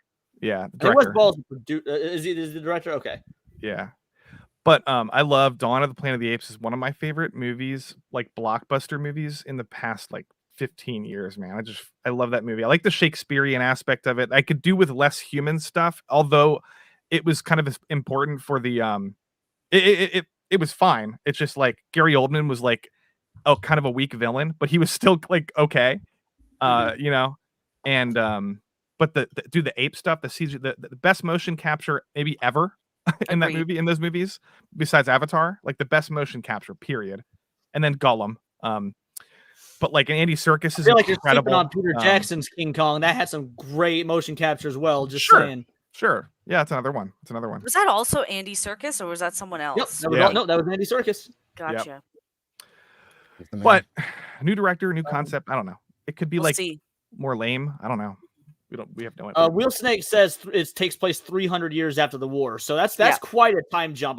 Which I think that is a good thing because the original trilogy was a very good trilogy, and we saw this with Pirates of the Caribbean. Once you start going past 3, and even sometimes going towards 3 is too much, you really run the risk of beating a dead horse. But if you're doing a 300-year time jump, that gives enough leeway for fresh new ideas that I think will make the movie work. Also, the people who don't like the human characters in the trilogy might like this one because I think it sounds like there's none or like very little or maybe none at all. It's just apes. The trailer gives off that vibe that the humans are just going to be part of like a subplot maybe at best, but and War of the Planet of the Apes was not my favorite. It was like my least favorite of that trilogy because they had this, I don't know, they just tried to do too much like scheming with like humans trying to like enslave the apes, and like once again Woody Harrelson. It's like Woody Harrelson and what's the other guy from the second one? What I just said? James Franco? No, the villain. James Franco was the first. Rise is the second one, right? No, the villain in the second one. I just said his name. I can't remember. Gordon from Batman. Gary Oldman. Gary Oldman and Woody Harrelson were like doing just sort of generic villain characters in both of those movies. You know, I don't know. Did you guys see the third one? Did anyone know what I'm talking about? I don't remember it at all. Oh, never mind. Yeah, I think the third one was the most. It's really good. Mm-hmm. It's still really good. I mean, it has fantastic directing, I think. But yeah. Yeah. Either way, I'm like what you said about Zelda is I was gonna see this movie anyway, but when I realized that it was the same guy who was doing Zelda, that only gave me even more inclination to see this film just because I have faith in Zelda. I think that Zelda is going to be a fun, great film, and I love that this movie is going to give us potentially a taste of what his directing style would be. Because I've never seen any of the Maze Runner films, and I do not care about ever seeing the Maze Runner films. I don't care about those sort of like post-apocalyptic teeny bopper movies. They're okay. They're just not something you want to watch over and over again. Gotcha. I have no reason to go back to them. Yeah. I would say just on the Zelda point though, and one of the reasons I'm skeptical of that is because I'm more concerned with the person who was involved in writing the script than directing it. Oh The yeah, guy writing the script did Jurassic World: Fallen Kingdom, so yeah. that's Dude, something to look forward to. That's a great example because I just watched last night Society of the Snow, J.A. Bayona movie. It's really good Spanish movie about a plane crash in the Andes. Fantastic Netflix movie. Sorry, what movie is that? Society of the Snow. It's about the rugby team that crashed in the Andes, and it was horrible. Oh yeah, that horror story. I've listened in to the some 70s, right? And they cannibalized all the dead passengers as well. Yep. Oh, now I'm gonna watch that. Holy shit! Oh, it's on, bro. Dude, It's on it Netflix. is, Okay. It is that story. That is the reason. Whenever I go on vacation, I always pack salt and pepper. Well, you run out of it. Just in case. My point is, Bayona directed that. He also did The Impossible, which is about the Indonesian tsunami, which he's just a great disaster movie director. That was a good movie, yeah. And he did Fallen Kingdom, and it's like Platoon is right. Okay, I kind of simp for Bayona. I love that guy a lot, and I make apologies for him all the time because he also did Rings of Power episodes 1 and 2. And it's really not his fault that Fallen Kingdom sucked, and even Rings of Power. I feel like it's just the writing mostly. Because when he's doing his own thing, he's fantastic. Well, plus Nintendo is very, very controlling of their IP, so I don't think they will let him be a bad writer. I really don't. Well, no, it's the same. It's the Fallen Kingdom writer, so it's for Zelda. So that's what I'm saying. I don't think that the Nintendo will let the writer for maybe for Fallen Kingdom write a bad product, because I mean Nintendo sent Illumination back to the drawing board multiple times if the insiders to be believed. I guess I hope so, but yeah, I do gotta we gotta separate directors from writers, because it is true. I do that all the time because I love directors, and I just I pay attention to, that's kind of what my brain goes every time. But it's true. You can have a great director and a bad screenplay, and the movie like Fallen Kingdom is a great example of that. Well, I mean, even Coppola had bad movies, like Jack with that the dude who's super overrated that everyone loves to kill himself, Robin Williams. Jack is an awful movie. Yeah. Whoa. Or like Spielberg with Ready Player One. I mean, you know. I like Robin Williams as a stand-up comedian. Just a lot of his movies, I think, do not hit. I don't understand the obsession with half of Robin Williams' movies. The other half are really good and solid. They're charming. That's why they've got heart to them more often than not. That's why people like Jack didn't. Jack absolutely had nothing. Jack was less charming than Big, and I hate Tom Hanks. So, man, I don't care about anything in this next row at all. Holy shit, man. The next two rows are not looking good. You're not interested in Bad Boys? Oh, come on. Oh no! Oh, I don't know about that. There's one movie in the next two rows that I find interesting. Ballerina, a John Wick spinoff. I think Ballerina has a lot of potential. What would make that Bad Boys good if there was a lot of slapping in it? Yeah. Yes. Anya Taylor-Joy though what's her name? Ana de Armas. Yeah. Is a gorgeous human being. She's hot. She's in Ballerina. Oh wow, I'm definitely gonna watch it. I like John Wick. I don't know. The Continental built the world so well. I think I like. I want to see more. I want to see more of the John Wick world without John Wick, because the Continental was great, and maybe Ballerina will do something similar. Yeah. I actually think Ana de Armas is a fucking terrible actress, so I don't want to watch this whatsoever. Oh. She's a garbage actress, in my opinion. Oh. Did you guys see the Marilyn Monroe movie she was in? Yeah, I saw frames of it. She's pretty good. She's not she's not quite as good as like Margot Robbie, I would say. Like Margot's on another tier. There's other actresses that are much better. Carey Mulligan. But yeah, Anna is fine. She's fantastic. Her best performance was her in a threesome in that Keanu Reeves movie, Knock Knock. That was her best performance. She was naked for most of that. And well, there you go. Yeah. So, I don't care. Like, I agree with Leon. I think the Continental was fantastic. That was one of the best things to come out last year. But I watched that show because of you, by the way. You sold me. I mean, I was probably going to see it anyway because I like John Wick. But your first episode review, or maybe it was the whole series. Either way, was I think it was just the first episode. Totally sold me, and you were 100% correct. It was good. One of your best reviews to date. Here's my question: is Ballerina going to be what Black Widow should have been? I hope because so. it sounds like it's like a similar kind of backstory in a way, or maybe not. Maybe I'm just reading into it. of what's her name? Black Widow's character. Real quick, Zax, you gotta go. Yeah, I gotta head out. Sorry, guys. No, man. I appreciate you showing up. Thank you so much for doing so. Tell the people who you are, what you do, where they can find you, and again, thank you. I do a show called What's Good Wednesdays every Wednesday at 9 p.m. Central. This week we are going to talk about movies that inspire you or at least get you revved up. So there's a bit of not a lot coming out right now, as you've seen. So we're looking for other ideas of what to cover. And fun show Wednesday. I've got a recommendation for you, Zax, because Nadia and I need to hash it out over the movie Saltburn. So we tagged you in a couple posts. Do I have to watch Saltburn now? It's up to you, but it would provide a lot more context. That movie is such a toxic debate movie. It's like I haven't even watched it, but my whole Twitter feed is just not for the constant arguing over that movie. You remember how Nadia loves Flanagan and I just downright hate it? It's the same thing but flipped. Saltburn's one of my top 10 movies of 2023. Dino says Saltburn was certainly something. Yes, I've heard about the bathtub scene and the. So we'll go with it. Oh, I should have watched for sure. Why not? There's an idea for you. Just say. Yeah, I'll give it a look for sure. Good to see you, Zax. And then Saturday nights, I'm on a show called Circle of Jerks. We go very late on Saturday, and we just try to make fun of stuff, and it's a fun show to be on and to watch, I assume. Mm-hmm.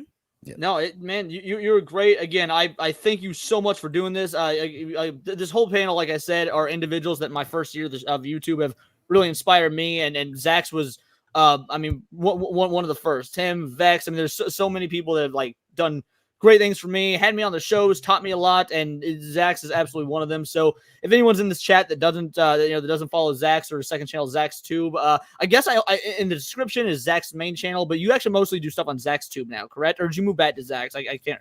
I think you moved back to your main channel, but I moved back to my main channel because they monetized me again. So nice. Okay, good. That's the one that's tagged in the description, but you have a second one that I will also throw in the chat real quick. Thanks, man.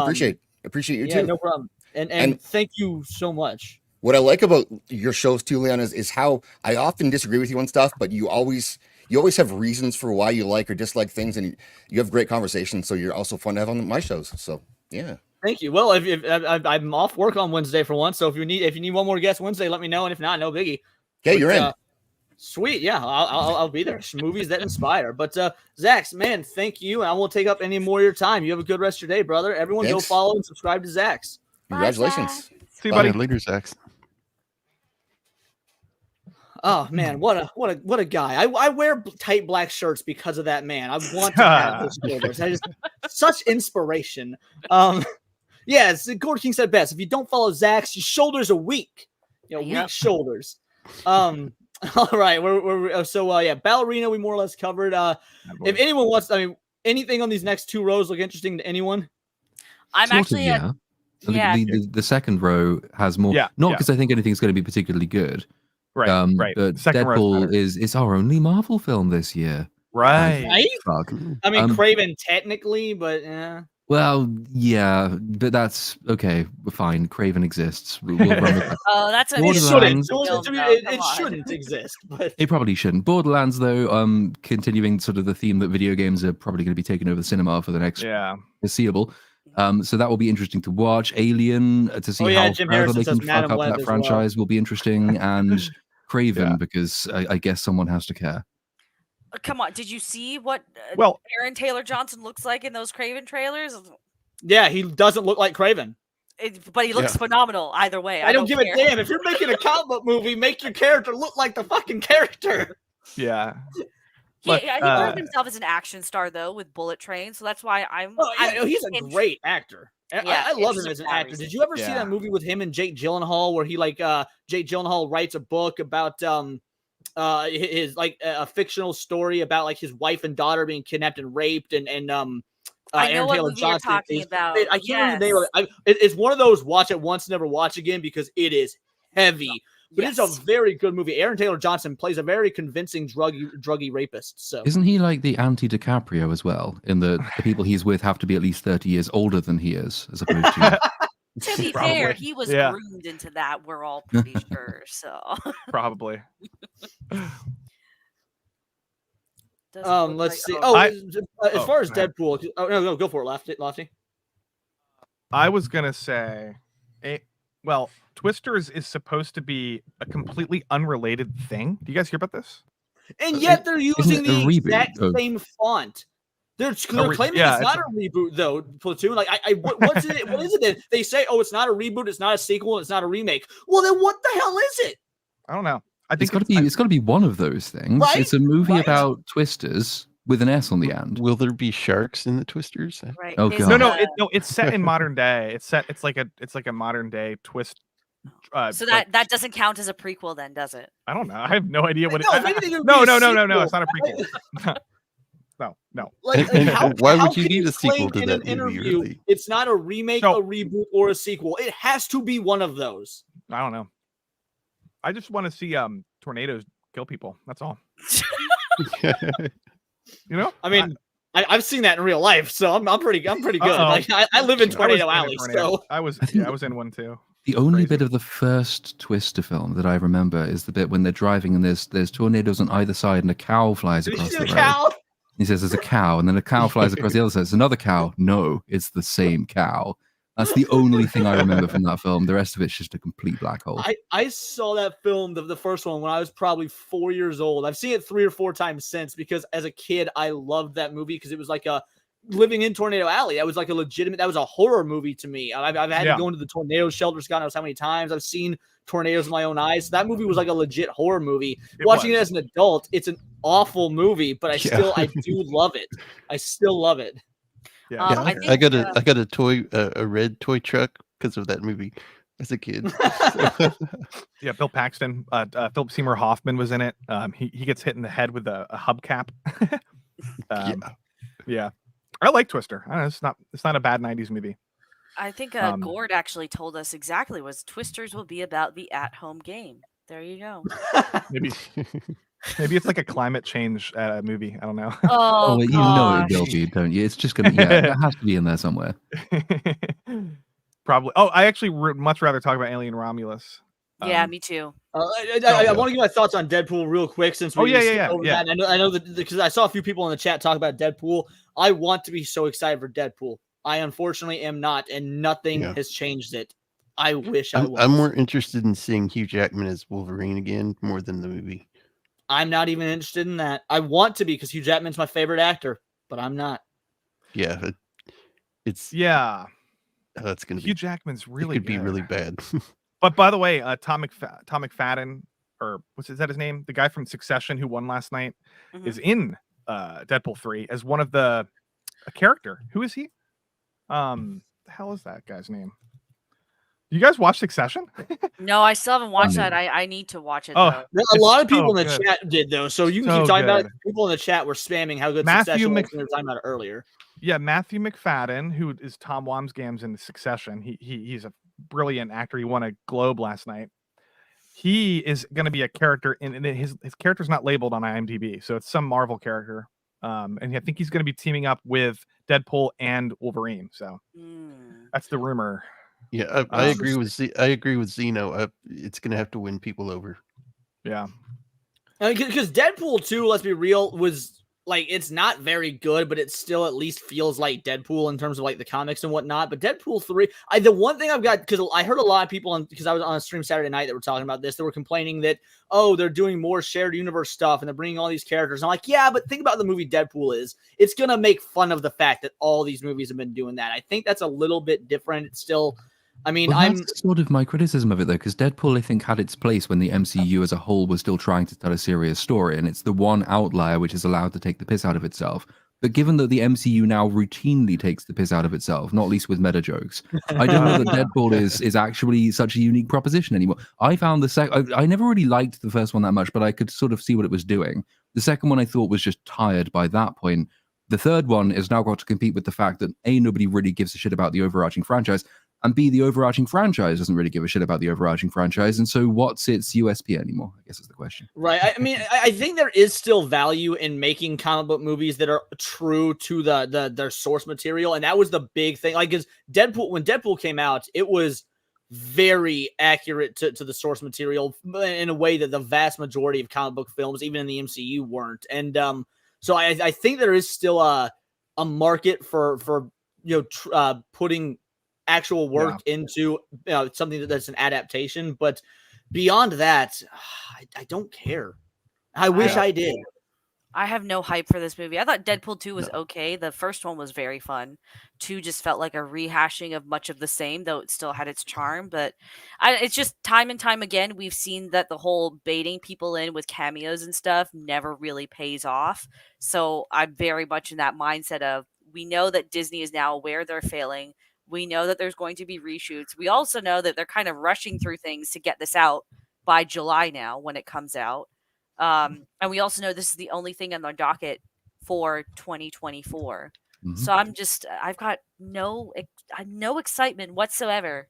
There's only one way I can see it being good, and that's if it meta jokes all of the terrible decisions in the rest of the film. So like, if Hugh Jackman's in it for one scene and someone just snaps his neck, that would be really quite funny. And then he's gone because that's taken the piss out of how terrible Multiverse of Madness was, for example. That would be useful, but I don't think it's going to do that. I don't think so. Yeah, no. I can just wait till Deadpool ride or die. I can wait till clips of Wolverine come out on YouTube. I don't even have to see the movie. Do we know for sure this? Because I know this is also going to be the first Deadpool movie with the acquisition. So is it for sure going to be rated R? Yes, it's confirmed that it's still R rated, and that if Ryan Reynolds is to be trusted, he still has creative control. That Disney did allow him to retain creative control over the script and stuff like that. So I'm really hoping he's not just giving us Hollywood speak and that's true. Because even if I'm not interested in the film, I at least want people who love the source material to retain their control over it when they make these movies. Gotcha. Yeah. True. All right. So yeah, now we got Deadpool out of the way. What were you going to? Alien Romulus? Is that the one you mentioned? Yeah. I love Aliens, one of my favorite franchises. I only really love 2 of them. Yeah, the first 2. But yeah, right. But I'm always like, please be good. Like I want them to be good. I hope they are. Same thing with like Predator movies and Terminator movies. I would rather them be good.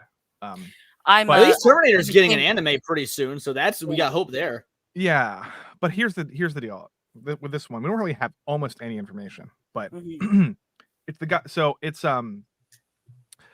Ridley Scott producing. He's not directing. It's also set after Alien 1 and before Aliens. This is the timeline. It sounds like people from a distant world must face off. Young people from a distant world must face the most terrifying life form in the universe.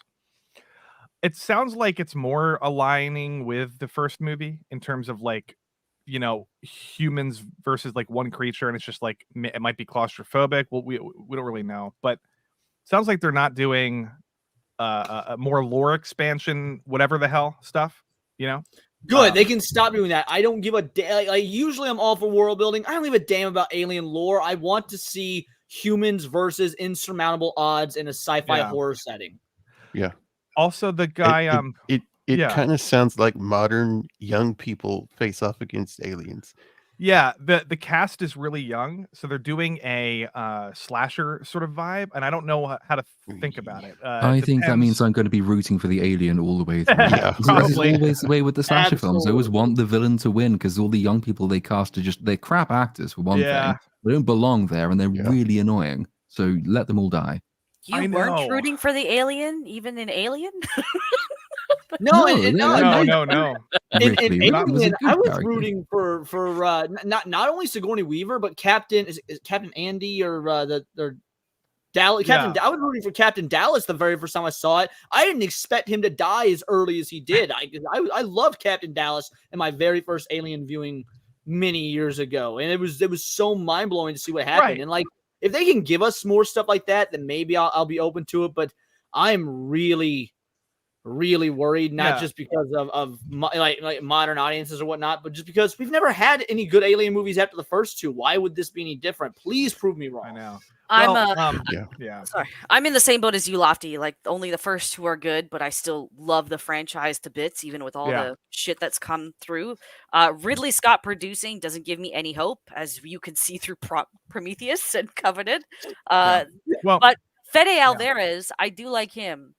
He's proven himself with Evil Dead, which was Yes. pretty Oh solid. my goodness, his Evil Dead Yeah. remake. Don't is one of the best Breathe. remakes of all time. Yeah, Don't Breathe. So he knows how to build like that. Oh, Yeah, I forgot he did Don't tension really Breathe. well. yeah, that's the point. It's like the guy, and I watched a long interview with him and Guillermo del Toro, and they were talking about this movie, and it's like the guy's from Uruguay, and he's very artistic. Like it sounds like he wants to make really good movies. Mhm. And the way he talks about it is like very passionate. So it doesn't sound like they just hired some activist off the street to make the movie. It sounds like they got a guy who has a vision. I don't know. Trailer is gonna probably make or break it. The Yes. trailer. Yeah. But I hope so. I also kind of liked Alien Covenant, so I think that movie gets more hate than it deserves. I think a lot of people just hated Prometheus, and then by extension they hate Covenant. I Covenant actually has like. a much better. Yeah. Sorry. I No, go like ahead. Prometheus if it's not an Alien movie, even though there's still a lot of stupid shit that happens. Yeah. Covenant looks really nice. There's an Yeah. interesting subplot with the whole creator homeland and David being just a raging Yeah. android. But aside from that, it leans into everything being intentionally stupid to work. Like realistically, none of these people will that be is put in my captivity. issue. Yeah, like let's land Covenant has on a great planet. ideas Oh, with it's horrible got air execution. to breathe, but let's just go without any suits or anything. right. Oh, Yeah. I'm going to shoot at an alien inside a cargo booth that's also filled with explosive canisters. Oh, I'm going to I'm going to trust that everything on this world is safe, even though there's nothing around us, and also this wasn't even on our course. Like, it's just Well, I hear Next, what I you're think this saying. comment is directed to you since you're the only one that's seen Night Swim. oh, you're Oh, no. 100%. Ew, movie cynic. What is wrong with you? If you like gross. water sports, wink, wink. See, I was Alien actually Covenant interested in made- Night Swim because I'm afraid of water. So I was like, what, a haunted pool? That's right up my alley because I'm in real life. I'm afraid of water. It's my only fears. And then you gave your thoughts on it last night, and I was like, oh, it's just a regular Blumhouse I film. put a full review on Critic List to explain, but it's the same thing. It leans into everything being stupid. It's like if you're a Gen Xer, Gen Z, whoever the youngest one is right now, and you've never seen you've never seen a horror film, like this is the perfect horror film for like a 12 or 13-year-old because they will 100% find it scary. But this is like Blumhouse should be straight up fucking ashamed of that film. Yeah. Stupid. What were you gonna say, Platoon, about Covenant? Alien Covenant makes sort of two big mistakes. So Prometheus was a crap film with some interesting ideas in it. Yeah. And the ideas were the only thing about Prometheus that was interesting because everything else was appalling. Maybe some of the cinematography as well, but everything else about that film was appalling. And it was criticized for that reason. And then Ridley Scott sort of did the Star Wars problem where they misapportioned the blame. So he seemed to think that the problem with Prometheus was the ideas and not the bad delivery of character plot and everything else. So he ditched the ideas in pretty much the opening scene. The whole open question that Prometheus leaves open about what is the precursor civilization, what happens to whatever the fuck her name is who goes off to find them. No, that can all go away within the space of effectively an opening cutscene where he just arrives and nukes them all. And then all you've got left is the worst bits of Prometheus, the shit characters making shit decisions, the plot that barely holds together. And it starts to lose the effects toward the end because the final battle against the alien on the side of the ship in broad daylight just looks comical. It's a terrible, terrible film. I'd have much rather see it try to be more faithful to Prometheus and less like a bad Alien film, but we got a bad Alien film instead of a Prometheus sequel. So what you're saying is, if anything know. needs a sequel, it's Alien vs. Predator Requiem. That's what we should really be asking for. Oh, no, no. Let's see. Kraven the Hunter, which we all know Vex is going to go see, and Platoon. Bad superhero movies are your bread and butter, so I assume you're seeing Kraven as well. I probably will. I'm absolutely sick to death of them, to be frank. I'm happy there is only one main MCU property coming out this year because I get to cover other stuff. It's a bigger year for TV, I'd say, than it is for movies in terms of things that are potentially interesting and also things that could be completely catastrophic. but you've got a number of more video game adaptations. Rings of Power Season 2 is coming out. Like all of these other big things, which will be nicer to cover episodically. Velma Season 2 is coming out soon. That's like the best of all of them. Dragon Season 2 this year? Is it House of the Dragon 2024? Season 2, Arcane Season 2. So I'm way more interested in what's coming out on TV, largely because I know I'm not going to be spending all my time wasted on shit Marvel products. But I'll probably go and see Kraven just because it's out and it looks from that list like I'm not going to be covering anything else around that time. But I don't know anything about Kraven. I don't care about the character. I have no knowledge of the backstory. Do you think it'll make more or less money than Morbius? More. Is it- because of well- Aaron Taylor Johnson. More, just because of Yeah, that. maybe more. Do you think Aaron Taylor Johnson's more of a box office pull than Jared Leto? Because Aaron Taylor Johnson looks fucking delicious in that trailer. Have you watched that trailer? Like, compared to Jared Leto and his cracked out Messiah look, Aaron Taylor Johnson, who will literally like tear you in half like a phone book. Come on, easy pick. Easy pick. Hey, did you guys watch the Globes? I just one question. Well, I know you're gonna get to it, but what the hell is the category that they just invented out of their ass? What category? About it's called box office success. Oh yeah, I was curious about that one too because I don't remember ever seeing that before. Yeah, they just made it up. Weird. And Margot Robbie was like, "Thank you, Globes, for inventing an award that's about movie watchers." And I'm like, "What does that mean? Like, how do you vote for that award? Well, you pick Well, the one if you with guys the want to highest switch box to the office?" Golden Globes, because a few of you guys have to leave pretty soon anyway. Is there any other films you want to talk about real quick on this list, or just in general before we switch to the Golden Globes? I mean, okay, I think Joker is going to be fun. I think Where the Rohirrim could be good. I don't really know. I don't want to hype it up too much because I don't know about it. Other than that, holy shit, nothing else. Oh, Gladiator 2. I don't know, man. I'm actually curious. I'm looking forward to the 4-hour cut of Napoleon. I'm not gonna lie. I'm like the only Same. person I know who No, cares. I am too. But because I thought the Ridley Scott's directing was fantastic in that movie. It's just the problem was like the character was kind of a loser. But I liked what I saw. I just think the movie is kind of fucked up because of the editing. But anyway, my point is Gladiator 2. I don't know. I love Ridley Scott, and I just don't know. I'm what... interested in Gladiator 2. I mean, I'm interested in more of their input for different reasons, but with Gladiator 2, I'm really wondering because I think Ridley Scott's completely clapped out at this point. Yes, I don't think he has any business continuing to make films, frankly. And certainly not writing them anyway. And not Right. I'm wondering how you can, like, to what degree Gladiator 2 is a continuation of Gladiator 1? Like, are they going to do something completely mind-numbingly stupid, like revealing that his son didn't actually die? Actually, it isn't his son. It is No, focused- it's Lucius. It's Lucius. It's not his son. It's the guy, the one that he saved. What's his name? Lucius. the little. It's the other. Yeah, Lucius. It's someone's from, son. It's someone's son. I remember that. Yeah, reading the Commodus's plot description. son, or the son of the Roman Empress, Lucilla. Gotcha. Yeah, it's the Oh yeah, blonde because kid. what's her face is coming back to play the mother as well. Right. Okay. So yeah. so Commodus saves. I'm not Commodus. Russell Crowe saves this kid in the first movie. So I feel like he's going to be like either avenging Russell Crowe or like I don't know. Maximus, sorry. Yes. Yeah. But no, yeah. dude, did you Just see watch this going Napoleon? badly. No, because I'm waiting for the longer one because I am Okay. tired of directors putting out things that they themselves believe to be inferior to the product I they want agree. people to watch. Absolutely. Although there's a big difference between this and Rebel Moon because this had to be in theaters and it made a lot of money in theaters and it's not going to be 4 hours in theaters. So I understand this having two versions, but if it's like no, Rebel Moon needs to be the final version at launch. It's more that if you're a self-respecting director, you should be able to condense without introducing flaws, plot holes, and balked action sequences. All of the things you want to in the allotted time for your theatrical release. So having a theatrical release which is less good than the full version is a failure on your part as a director. You should be able to tell that story for the audience that is principally going to be going to see it, because more people, in theory, will see it in cinemas than on the streaming release. But because streaming is now competing, there is this weird mindset that seems to set in, which is, okay, yeah, I can release the substandard version first, and then people who are really interested can see the one that doesn't have loads of mistakes in it. Well, yeah, Martin Scorsese did it. He didn't cut anything out of the Flower Moon release in theaters. It's the same one. It's the same version as the Apple TV version. I mean, that's it. But remember, because Scorsese also did The Irishman. He put that exclusively on streaming because there was this period of time where people thought that streaming was going to be more than the theater, and it was the next big thing. So like, I think we're a really weird.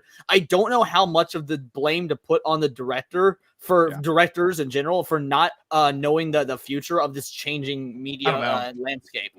But no, I just have to push slightly back. I don't think Ridley Scott should tap out. I think some of the stuff in Napoleon is unbelievably epic.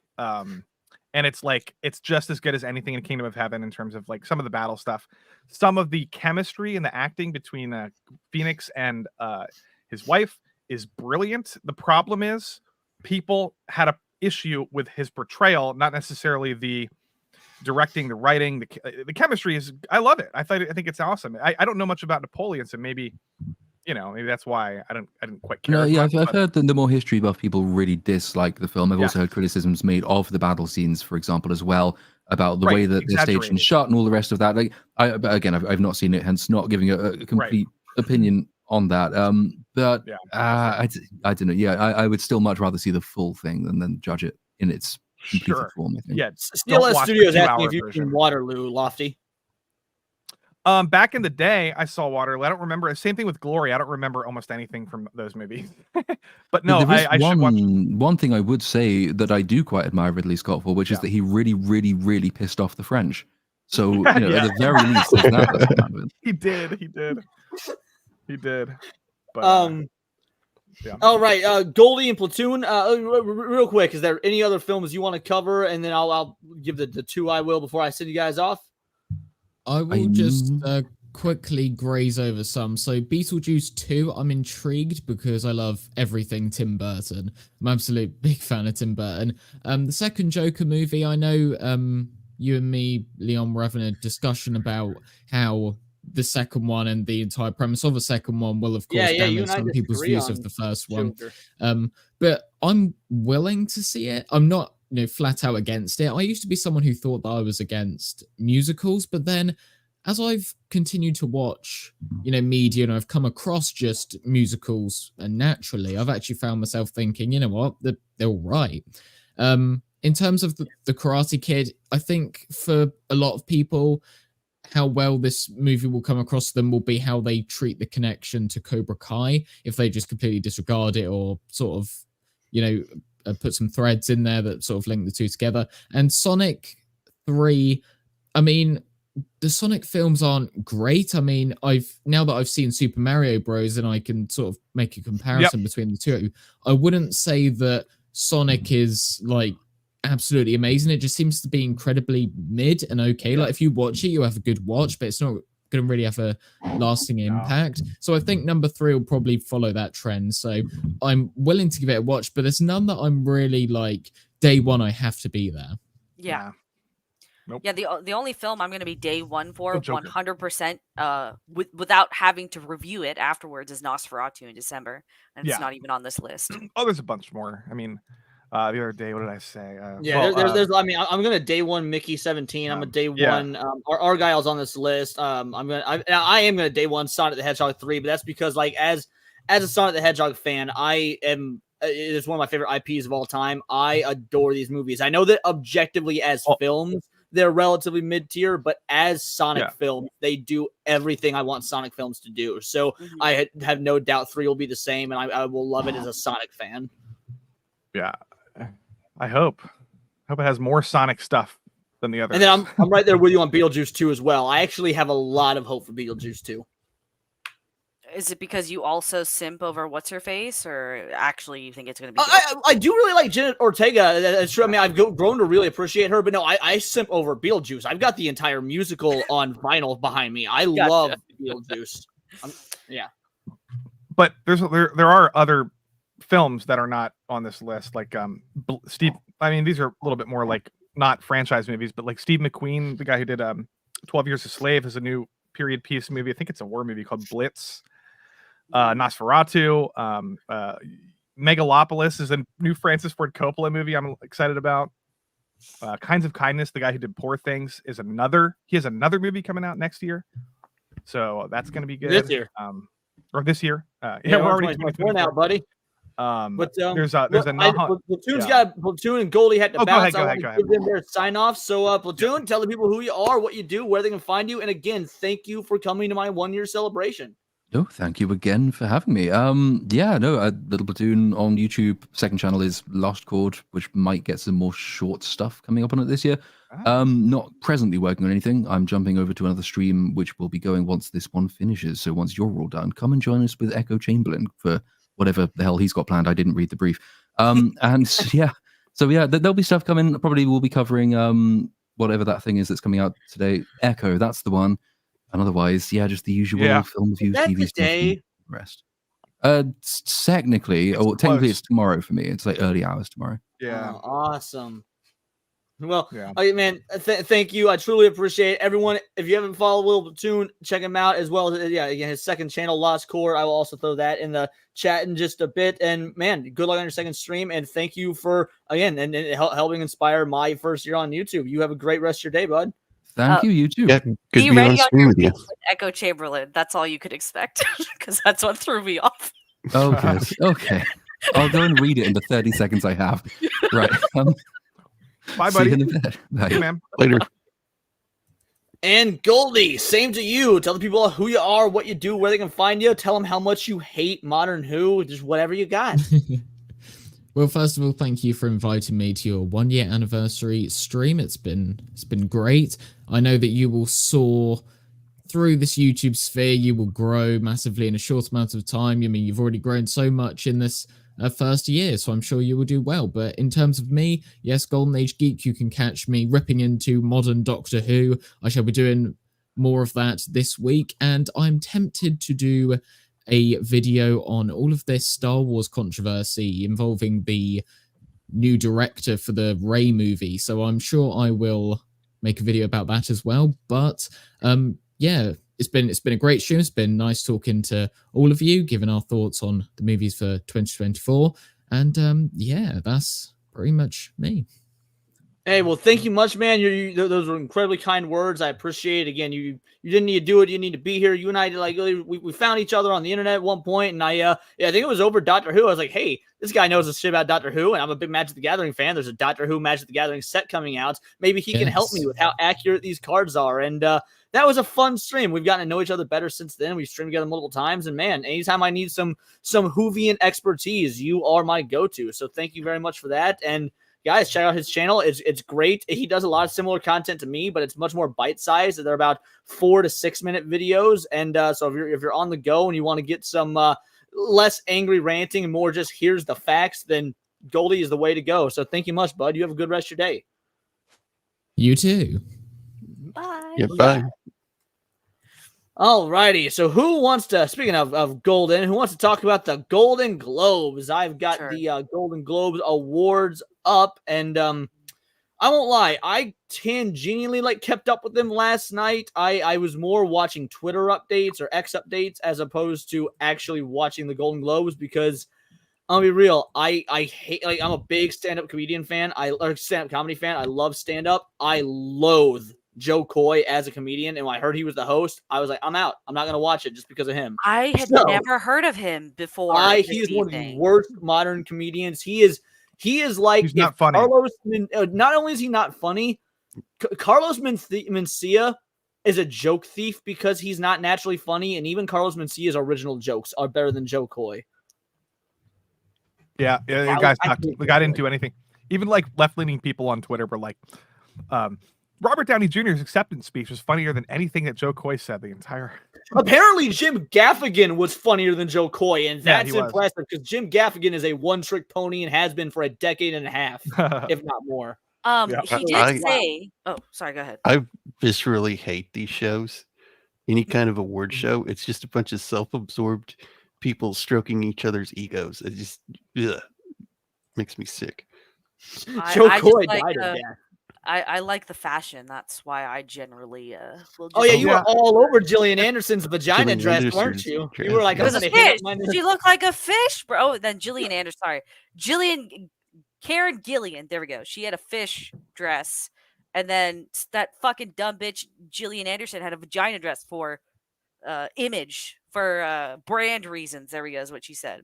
Yeah, and then what sort of brand reasons? Oh, you know the ones or whatever it is she said. Like it was such a It's and God. like I understand the argument that like she didn't have time. Just like you fuck face. Like the guy gave her the opportunity to actually explain herself, and she chose to walk away from it. So that tells me that she is just a prop. She doesn't actually. She also can't even have fucking kids anymore. So why does she care about abortion? Do you remember which is still legal? Do you remember a few years ago when she claimed that she wanted to be the first female James Bond? Really? It was like 2016 or something. She's like, it's time James Bond is a woman, and I'd volunteer to play her. So Jim in the comments talked about the Oscar diversity rule. What's that? I don't think people understand it quite exactly. It's not what people think it is. I've been trying to correct people, but it's like overwhelming because so many people don't understand it. So I just give up. But it's you have to follow a diversity rule. It's like a quota thing for the Oscars to compete this year, and it's like essentially what it is you have to choose between 4 categories, and two of the four have to be met with certain critical criteria, which has to do with diversity. So, for example, one of them is like on-screen diversity. If you have some representation of like Killers of the Flower Moon would be a good example of that. They would fit that category. Oppenheimer would not be a good example. Because Gord King says it best. The Gord King is it says the quota isn't required. Yeah, it is on screen or off screen. It's on or off. And you have to choose two of the two of the 4 categories have to be met: on screen, off screen, marketing, and like prop or like crew or something like that. And so I get a little annoyed. Well, it's not like you guys might not know, but it's just like everyone's like talking about like white people movies are never going to win ever again. That's not true. It's not true. So Oppenheimer's going to probably win Best Picture at the Oscars. So, the issue is the problem with the quotas in the worst. Actually, we're not going to talk about the writer strike, but that's like much more egregious than whatever the stupid Oscar stuff is, because the Oscars don't fucking matter. But like the writer strike quotas are so much more egregious. But we'll do that another time. Yeah. So let's go ahead and start with these awards. Then we have Best Film Drama, the winner, Oppenheimer. Now, in my opinion, this is the obvious winner. That said, Maestro is fantastic. I have not seen Killers. I really want to see Killers, just with the way my work schedule works. I could not find a 4-hour window where I was able to see it in theaters. I did not see Past Lives or The Zone of Interest, and I checked out of Anatomy of the Fall when I tried to watch it. I haven't seen any of the films on that list aside from Oppenheimer. I've seen all of them. Yeah, Past Lives and Anatomy of a Fall is on my list. Killers of the Flower Moon. I did not like Anatomy of a Fall. Gotcha. Like Killers of the Flower Moon, I don't really care about it. I'm sorry. I mean, I'll check it out eventually, but same with Maestro. I just really can't stand Bradley Cooper as of late. He just comes off he comes off as a pretentious prick. Like, we all know exactly why he did this film and why he put it out. He wants the bait. That's all. He's sick of. I think that he actually loves this sort of stuff. Like that's not even true. He grew up. He grew up. He was that kid. He wanted to be a conductor his whole life. Even back in 2007, when the People hate Bradley Cooper when the Jim Carrey movie with Yes Man came out, in interviews he was saying that he wants to get into directing and writing artsy films. So like he's been trying to do this for like 15 years almost. For American Sniper, he was bugging Clint Eastwood for like the entire thing about the process of directing, and then he worked with Guillermo del Toro. And they let him I saw that in theaters. Nightmare Alley. Did you? So which version did you? Because I didn't know that there was a color release. I only saw the black and white release, thinking that's how the movie was shot. I didn't know there was a color release when I saw it. I only saw the black and white release in theaters was fucking amazing. That's cool. I mean, I had no idea. That's weird, man. I didn't know they released that in theaters, but. So Clint Eastwood let him in the editing room, which is very rare. Apparently he never does this. Yes. And it's like, he's always wanted to be a director. Yeah, I understand. Like, he did the prosthetic nose. He spent 6 years learning how to conduct. Like, it does seem a little bit like artsy, like Daniel Day-Lewis. like performative method acting. But Daniel Day-Lewis is a good actor, and he does the same exact thing. I don't know why Bradley Cooper doesn't get a pass. I don't know. Oh, I don't think he's a bad Yeah. actor. I just like Yeah. I cannot stand the guy. I think he's also a raging leftist, which doesn't help. I'm turned off by everything there is about his personality, and that keeps me from wanting to. Well, even though that's I know he's a good actor, it Yeah. keeps me from watching any of his stuff. So I don't care about seeing Maestro. Zone of Interest, I actually have not heard of. I don't know what that. Zone of Interest is sort of a Holocaust movie. I couldn't quite finish it. I had to do something, so I'm not writing my review until I go back and watch it again. But so far, it was brilliant. Anatomy of a Fall is a masterpiece. Past Lives is a masterpiece, and Flower Moon is a masterpiece. I want Oppenheimer to win, but I think Meister has a shot at the Oscar. It's also a masterpiece. Holy shit, this is a stacked category, in my opinion. Past Lives is very much like Lost in Translation, if you've ever seen that, or Midnight Before Midnight, with Ethan Hawke. It's very much like something like that. So if you don't like those kinds of movies, you're not gonna like it. But it's fucking beautiful and sad. Gotcha. Lost in Translation is like one of my favorite movies ever. And then Anatomy of a Fall is it's a courtroom drama. It's a murder mystery courtroom drama, and it's the best I've ever seen, up there with Anatomy of a Murder. Oh, Lost in Translation is the Bill Murray. Yeah, Lost in Translation is great. I was thinking of what's the Jim Carrey drama? That's the one I was Eternal thinking Sunshine of the Spotless Mind. It's It's very Sunshine similar. when you were saying Lost in Translation. I got the two flipped. Oh, but they reference Eternal Sunshine in Past Lives. It's also sort of similar to that movie. So, I mean, I'm not a Jim Carrey fan. I love Eternal Sunshine. I do too. But no, Anatomy of a Fall is like hardcore, entire murder court like from beginning to end.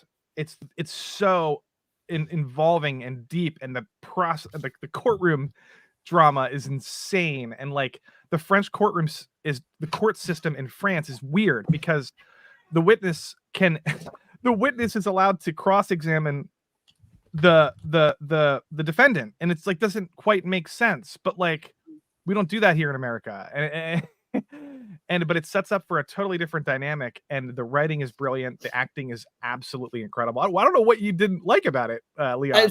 Actually, no, I can explain why. So if this film, basically is what Vex said, said about Bradley Cooper in terms of it felt like bait. That's how Anatomy of the Fall was for me. Like for example, The King's Speech is another example. I know The King's Speech is an objectively well-made movie, but it feels like the only reason they made it was to get the Oscar. Like I did not feel passion behind the project. I felt, here's how you do something that film school would teach you is the right way to do it. I didn't get that at all. Anatomy of a Fall there's no way this was going to be nominated. It's only nominated because it got a lot of buzz lately with the director being a woman, and also a very personal story with her life and her marriage. I didn't get that. I give it another. I should probably give it another shot. I do not like judging. I don't like judging things that I have not completed or haven't finished. Like it's the reason that a lot of movies that or not I don't know, a lot of anime I watch. I don't drop anime, for example. I don't care if it's 24 episodes and I've seen the first 12 and they're bad. I will watch it to the end. I rarely drop media. So maybe I just wasn't in the right mindset or wasn't in the right mood because I just could not get into Anatomy of a Fall. It depends. It's a very slow burn court drama, and it's also I usually love slow burn films though. Right. I don't know. I'm not sure. Yeah, I don't know. I know what you mean by like Oscar bait though, but this is like these kinds of movies are never nominated. Like this is a French art house movie. There's definitely not Oscar bait behind it. It was very personal, very well written, I think. Maybe just the beginning is a little strange with the interview. Yeah, I very well should probably go back and give it another shot and not judge the whole movie until I've seen the completed film. That is fair because I turned it off after maybe 35 minutes. But Flower Moon Man is. Nobody saw that either. Oh man. It was too long for me to bother going to a movie theater for it. And when they said that, in a month it'll be on Apple Plus, I was like, I have a 3-month subscription. Oh yeah, you have a 4 days. Yeah, there we go. So I can wait because I do like the premise. The premise is very interesting to me, and I like that part of history in general. So I'll check it out, but just never yeah, didn't get around to it. Yeah, like my issue with Flower Moon is not because I love long movies in theaters. Like if you tell me, hey Leon, you're gonna go to the theater and you're gonna sit there for 4 hours, I'm like 4 hours of watching a movie in the dark, silent room, hopefully silent as long as the patrons are actually doing what they're supposed to fucking do with popcorn and soda. I'm down for that. I love that. But my work schedule is 3 to midnight, and most movie theaters don't open until about 11 a.m. So when you account for trailers and when you account for drive time, there was no theoretical way for me to get to the movie theater, watch it. Like I did it with Oppenheimer, and even then I was cutting it close. I got back to my house about 30 minutes before I had to start my shift. Thankfully, I wasn't home. Yeah. So I was like, I knew if the movie's longer than Oppenheimer, I physically cannot make it happen, and it bummed me out because I really wanted to see Flower Moon. I can't sit that still for that long. Like Oppenheimer was pushing it for me. I was really, really, really uncomfortable by the end of Oppenheimer. Was it worth it in IMAX? Yes, but I would never do that again. I'd never do that again. So I same with John Wick 4. I was really, really uncomfortable by the end of that movie. So I can't. Well, I can't do more than 2.5 hours comfortably. That's fair. I just wanted to address Jim Harrison is so negative in the chat. I love you, buddy. Jim is my best troll. I never know if what he's saying he believes or if he's just doing stuff to get a rise out of us. I love that. Jim is here every stream, and he trolls so hard. He'll talk about how Dragon Ball Evolution's a masterpiece film. So I don't know what is real when Jim is talking. Because he's like Eternal Sunshine is mid, and then he says that Barbie's going to win Best Picture. No, it's not. And then he says that Flower Moon is woke, and I'm just like, what is going on? Is this guy trolling? Yeah, like, to be fair, he might be being like, I never know if he's being honest or if he's being joke, because he does both, and he will. Jim is great. I love Jim in the chat because he will take the streams for a ride at times. Like I will get all worked up and arguing with him, and he'll be like, "Nah, bro, I'm just fucking with you." I'm like, "God damn it, you got me." No, some people think Flower Moon is woke though. I remember seeing that going around. Yeah, the main actress is like. She is a little bit, but, a little bit, but you know, I don't. Yeah, an actor or an actress being woke doesn't. That won't affect me seeing the film unless they inject that into the film. Right. DiCaprio is also kind of a progressive activist, environmentalist. Yeah, with a yacht. with a yacht. Yeah, right. With a yacht. It's like we were talking about Hayao Miyazaki on your Boy in the Right. Hayao Miyazaki would, I mean, by today's standards, he would technically be considered woke, but he does things the right way, you know. De Niro is so woke that he's an unbearable asshole, but I bet he's good at his job in this movie. Oh yeah, he did. Yeah, he also played an unbearable asshole in the movie. That doesn't surprise me. He's played an unbearable asshole in most movies the last 20 years. Yeah. Even before you know he got TDS, he was kind of playing unbearable assholes in a lot of movies. True. But that's the thing. It's like he's not writing. If he was writing the movies, I bet they would be so without a doubt, so like activisty cringe. But he just does the parts, and he's really good at doing the parts. You know, in Scorsese movies, and some other things, not many other things. Now, I'm biased towards this one. Best female actor in a film/drama. I think Carey Mulligan and Maestro should have taken it. I have not seen Killers of the Flower Moon, so... No, here's the thing. These characters, her and Lily play a very similar character. They both get, without spoiling too much, I won't even spoil it, but they both have like a similar arc to their character in the movie. Carey just does a much more... explosively emotional, like her range is just so much bigger in this movie. She hasn't been this good in any ever, and I love her. She was in Drive. She's really good in Drive.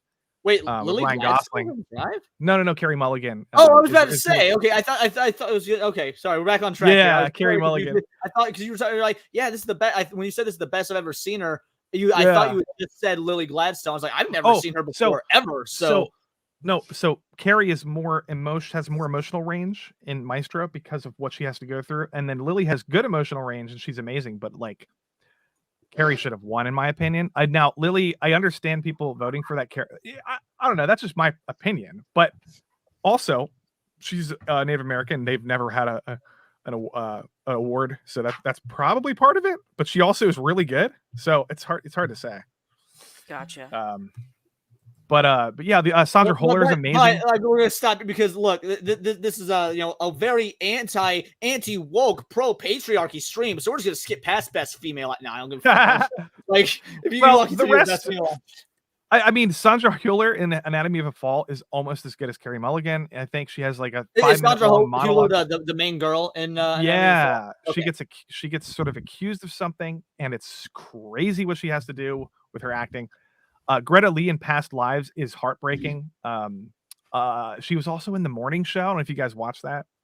That's with as a kind of a dumb show, but other than that, those are the four that I would say I think Lily is going to win an Oscar too. Also, that's just my opinion. Yeah, I would probably agree with that. Yeah. I mean, Yeah, I haven't is seen the too film. high. I just think that, look, she may be great. I have no doubts that she is great in that movie. I'd be willing to wager the Oscars are even more political than the Golden Globes. So I think she's going to get it not on her own merit. But again, I don't want to be that asshole. So, yeah. Best film, musical or comedy: Barbie, Poor Things, American Fiction, The Holdovers, May December, and Air. Now, I think I've only seen about half of these. The Holdovers was so good. That should have won. Where did you watch it? I took the high seas for it. Oh, okay. I wanted to see it in theaters, but the holiday seasons were just too booked up, and I couldn't do it, and I had to see it. So I went to a website I can share with you off stream because you can't technically promote that sort of stuff on stream. Yeah. Also, it was only in theaters for a month, and it was right before the December Christmas season. Like, it was out of theaters before December hit, anyways. So there was a very limited window. Was it? Because I'm pretty sure I thought it didn't release till like November 22nd or something. I thought it was like right up until Christmas. It's been out on streaming for a long time, but it's $20 to buy it. Gotcha. Like, Yeah, no, because it was. I saw it before Christmas, and it was an HD rip of the movie. Right. So I'm pretty sure it was it was out. It was Streaming. out of theaters before the first week of December for sure. Yeah. Yeah, I feel bad saying that I pirated this movie just because this is the type of film that I usually would love to actually support financially. Yeah. I just could not find the time during the Christmas season, unfortunately. And I didn't even I got no issue pirating like the Marvels or something, but the Holdovers I really did want to give my money to. Yeah. Air I heard was good. I'm just not interested in movies like that usually. But I don't know, something about like sports bio. It was boring. I didn't like Air at all. There's one. I heard it was really pretentious. Or shoes. Like, I get where they were trying to go, but it's like every movie that does, the best example is like the Big Short formula or the Wolf of Wall Street formula. It's trying to recreate that, but it doesn't, it's almost like it's not sure of itself as a story. So it ends up mixing a lot of tones unintentionally, and the direction is lost for the movie. So everyone said that Air was great. I was like, bro, this film is just pretty average at best. That's about it. The wigs were the most notable part of it because of how bad they were. Yeah, I didn't bother watching it at all. I like Ben Affleck. I watch it because I think Ben Affleck is a good actor. I think that he gets a lot of shit, but I actually really like Ben Affleck. I will say American Fiction I haven't seen. That is still in theaters, I'm pretty sure, and I plan on seeing it. I thought American Fiction looked fantastic. I just learned about that movie yesterday, so I'm. Oh, really? Poor Things is on my list to watch just because the premise sounds so fucking disgusting that I need to see it. Okay, Jim Harrison, I don't care if you're trolling or not. I agree completely. The Departed is absolutely the best Scorsese film. That's one of my top 5, at least, if not top 5, definitely top 10 favorite films of all time. Nice.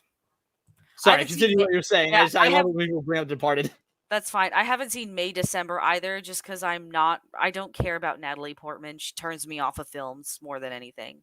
Nowadays, she does me as well. She didn't used to, but she's one of the few examples of there's something, because I was saying earlier that I don't care if an actor's, politics or whatnot. It doesn't impact my enjoyment of a film. But if there's something off-putting about Natalie Portman, I don't know if it is her politics or maybe it's just her personality in general, but man, she is just off-putting nowadays. She's she goes for films of a certain a certain nature now. Like, she's made that clear in a few interviews. Even her production company is the same way. So she tends to lean into things where she knows that she can tout a feminist agenda with. So I think that's probably why I don't watch a lot of her stuff. Like, the last thing I saw her in was Annihilation. And that was what, like 4 years ago now? 5 years ago?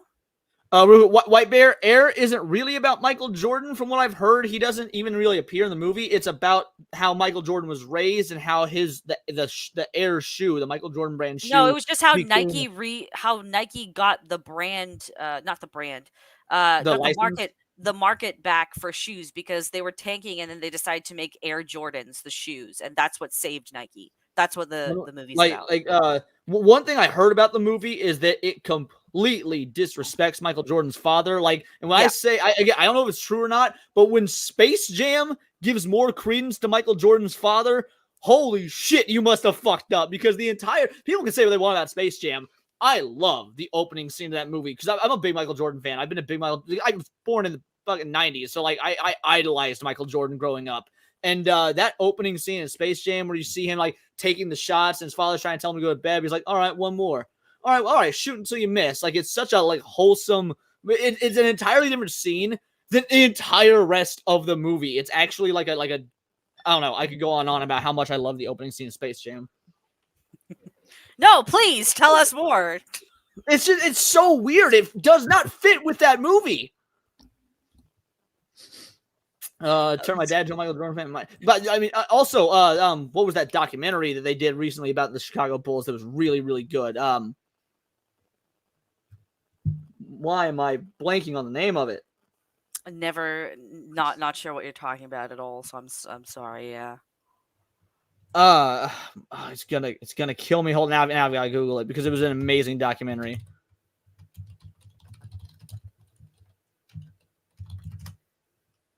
The Last Dance. The Last Dance. The Last Dance. It was a Netflix documentary about the Chicago Bulls and Michael Jordan. Yeah, it's really good. But so yeah, best film, Poor Things won. I'm actually surprised Barbie didn't win best film, musical or comedy. I don't know if it really deserved to, but I'm just surprised it didn't. I think Poor Things actually kind of pushed the barrier a bit more than Barbie did. So, from my understanding, at least. So probably that's why it ended up winning. Paul Giamatti deserved this one. Yep, I was about to say absolutely. Yeah, best male actor in a film, musical, or comedy. Nicolas Cage in Dream Scenario. I really want to see this. I have not seen it yet. I have it downloaded. I still haven't watched it either. Timothy Chalamet and Wonka, Matt Damon and Air, Paul Giamatti, of course, winner for the holdovers, as he absolutely deserved. Although I have a feeling when Lofty gets back, he's going to say Joaquin Phoenix and Beau is Afraid. I still need to see that as well. I didn't know it was a horror film when it came out. I'm sorry, I haven't seen any of this. Huh?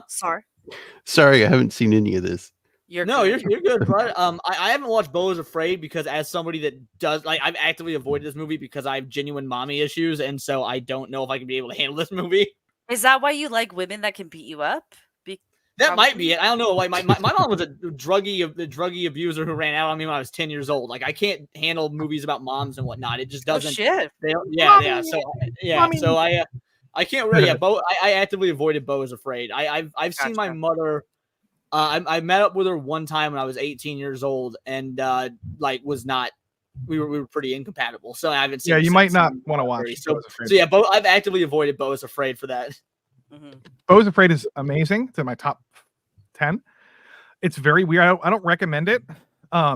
It's very bizarre. It's like a David Lynch movie. And I don't recommend David Lynch to almost anyone unless I know their taste in film. But it's Phoenix is incredible. He's also amazing in Napoleon, but he doesn't really play a like we were talking about it earlier. It's like he plays a different version of Napoleon.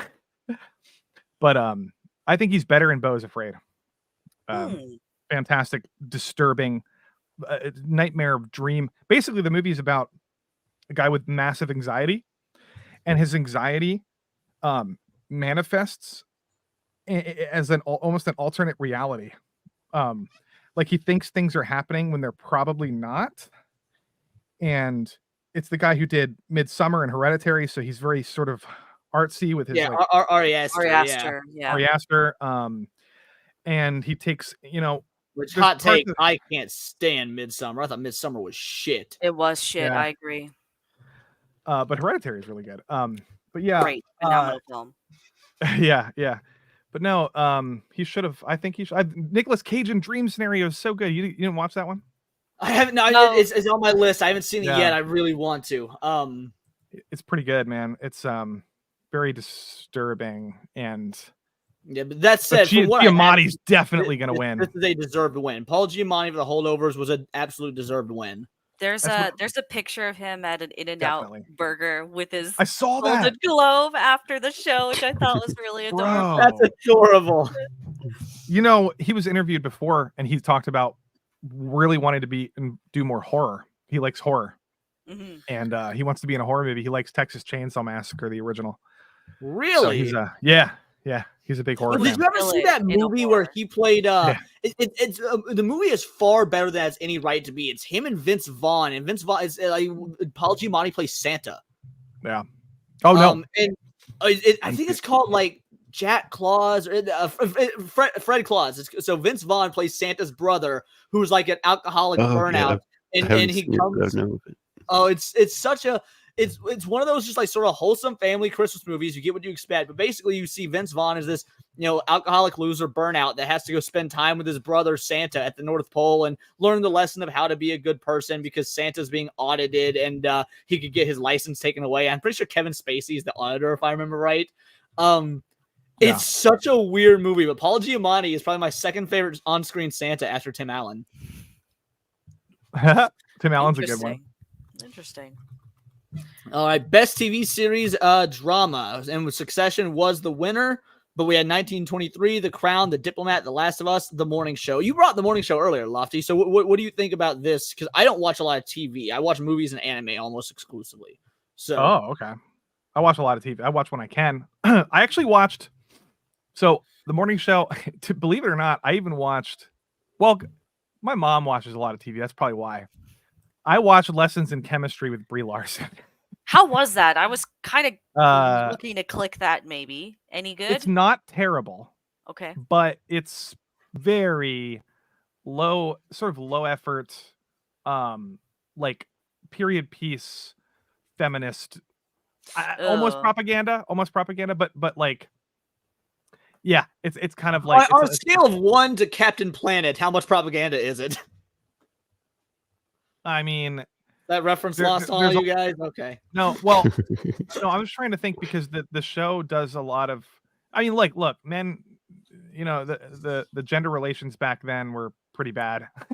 Women were not allowed to have any grant money for any kind of scholarship, like educational things. They had to be, She's trying to pursue like a novel experiment, a discovery in chemistry, and they weren't allowed to. So it's like, okay, well, that's fucked up. Like, I get it.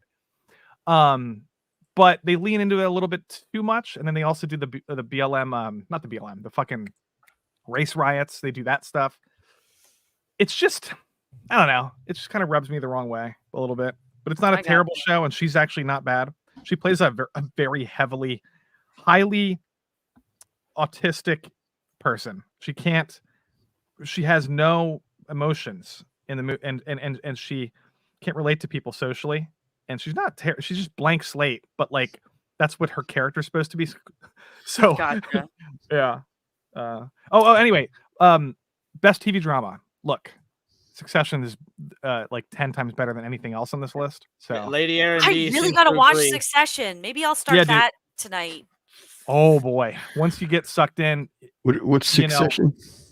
Succession is a modern day, like fall of the Roman Empire sort of, but it's like set in it's around a family that owns biggest company in the world. Like think Disney, or think like the Murdoch family, right? So they own everything, and then it's a corporate, it's a social media corporate, very much like.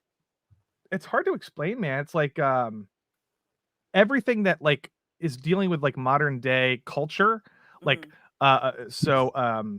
news, social media, corporate,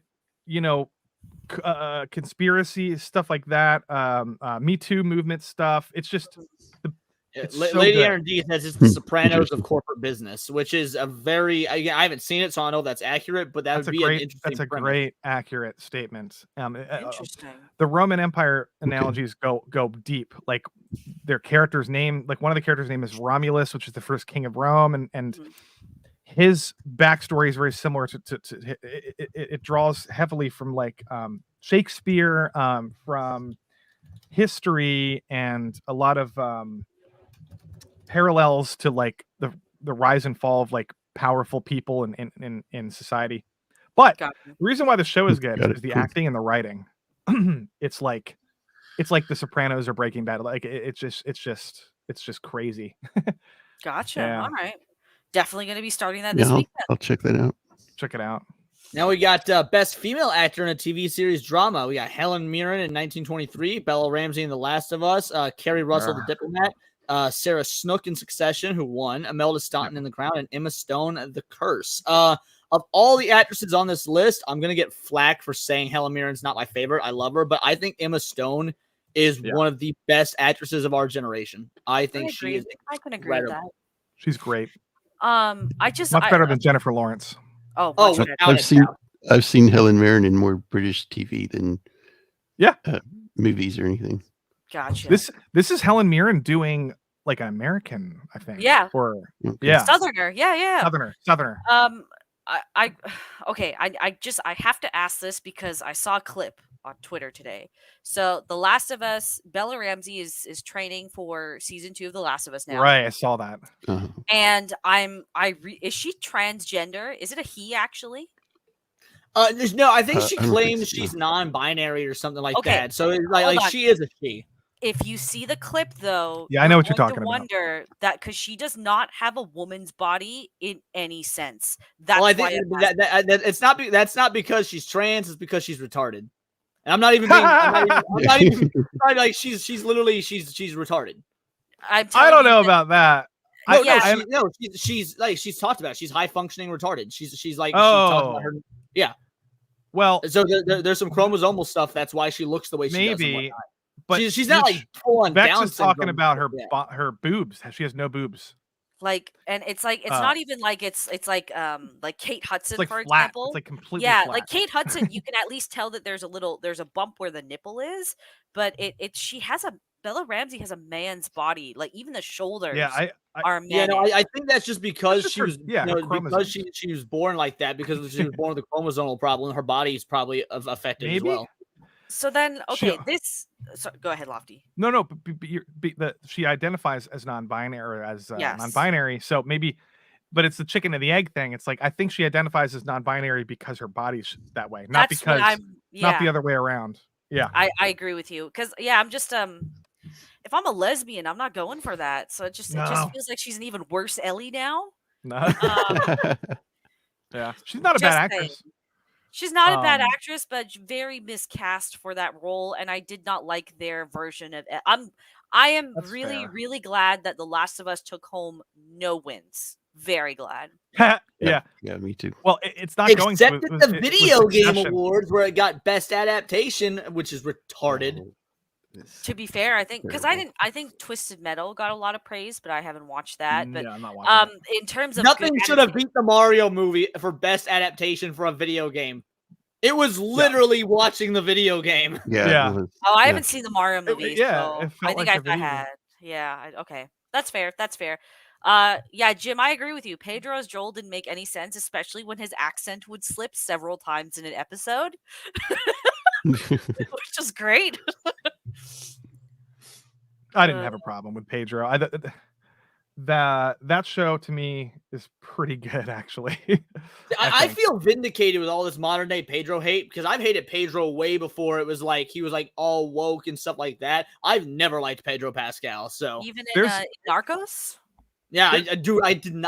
So I know Narcos is good. I don't like Narcos. I gotcha. Okay. Yeah. So the first thing I saw him in was the Mandalorian. Yeah. And how that show went Well, Sideways. yeah, but Kind of he burns me on him. didn't. But he didn't have anything to do with the downfall of that show. I don't think he just that was Filoni. That was I don't know. Yeah, I mean, like I understand hating the guy's You're damn right, to- Cass. I hated Pedro before it was cool. Yeah. The vindication it's feels so hard nice. to disassociate the actor because it's the one you see in the movie. You know, it's you don't see the director, and it's sometimes hard to. I was gonna say disconnect though, that. like for Mandalorian season 3, because Pedro was so busy with The Last of Us, I imagine that they reworked that script to just make his character barely existent because he was Probably. just floating in the lines. So you could make, if that's true, then you No, could but that's make what an they were argument. doing in by season 2. They were already doing that, and Last of Us wasn't even filming yet. He was just doing his stuff in the booth. It was if the reports are true, it was his stunt double more than 50% of the time in the suit in Mandalorian season 2. Mhm. Look, So like he can use Last of Us as an excuse all he wants. But they were doing that in season 2 as well. No, he became pretty disenchanted with working on Star Wars, what it seems like, and just decided to phone it in. Gotcha. Okay. he's really good with Nicolas Cage in The Unbearable Weight of Massive Talent, which I've not many never people heard have of Okay, that. I don't like. See, I love that movie. I still don't like Pedro in that movie, but my God, that was a fun movie. And Nick, see, Yeah. if they had done that movie with anyone other than Nick Cage, I think Vex. that movie would have failed. He sold the Yeah. movie, not Pedro. Vex, why you should watch it. It's called The Unbearable Weight of Massive Talent, and it's about the life of Nicholas. He plays himself in the movie, but it's a fictional movie, Okay. and it's like a buddy. It's a buddy comedy, and it's very like whimsical and weird, and it's funny. It's just Okay. Add it to my watch entertaining. list. Yeah, but What was that? What was that one? The Unbearable Weight Weight of Massive Talent. Oh, And okay. it's all about Nicolas Cage having like this unbearably like persona is just like very pretentious and The kind of like out- the meme version of Nicolas Cage it's- that we it's- all see is yeah. really Nicolas Cage in this Right. film. right. Okay. It's Okay. it's kind of very meta. It's very funny. It's one of the best meta because I wasn't sure if I would like it or not because I'm really played out on how meta things have gotten lately. No, Yeah. this movie does meta the correct way. Yeah. Yeah. Best TV. Oh, sorry, go for it. No, yeah, I was going to move on to the TV. Yeah, best TV series, musical or comedy. We got The Bear, Ted Lasso, Abbott Elementary, Jury Duty, Only Murders in the Building, and Barry. The Bear rightfully won. I'm glad that it won. Yeah. I've heard a lot of great things about The Bear. You should. Oh my God, it's beautiful. Season 2, it makes the show somehow even better. But I've heard very good things about Is Jury that Duty. the one with the cook? Yeah. Yes, yeah. Yeah. I've The heard cook. good things about Jury Duty, Only Murders in the Building, and Barry. I just haven't gotten around to it. I don't know why Yeah. the fuck Ted Lasso is on that list. No Barry, idea. see, Barry is the one of these that I have seen, and Barry starts off really good and then goes downhill after about during season 3. Season Gotcha. 1 and 2 are good. Season 3 of Barry is, in my opinion, it Barry's- was not worth me continuing. I don't even know if there's more seasons after season 3, but I didn't like season 3. I'm not a huge fan of Barry. I don't know. I don't get the popularity of it, to be honest. Do you think it's one of those things where it's like the bar is so low for good entertainment, people enjoy Barry, or is it just you just don't get it? I think what's that actor's name? Bill Hader. I know which guy you're Bill talking. Hader. Yeah, There Bill you go. Hader. Bill Hader. I think some people genuinely think he's really good and funny. I just don't get it. He's sort of has the same expression the whole time, and it's just not. He's funnier in other things.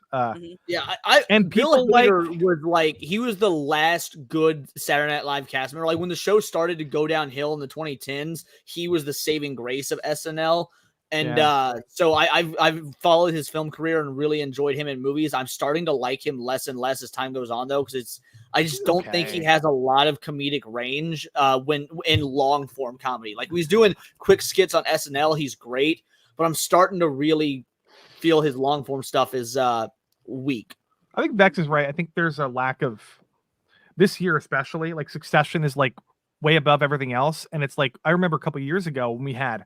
Holy shit, we had Better Call Saul, we had Peaky Blinders, we had Mr. Robot, we had like all these really, really good shows.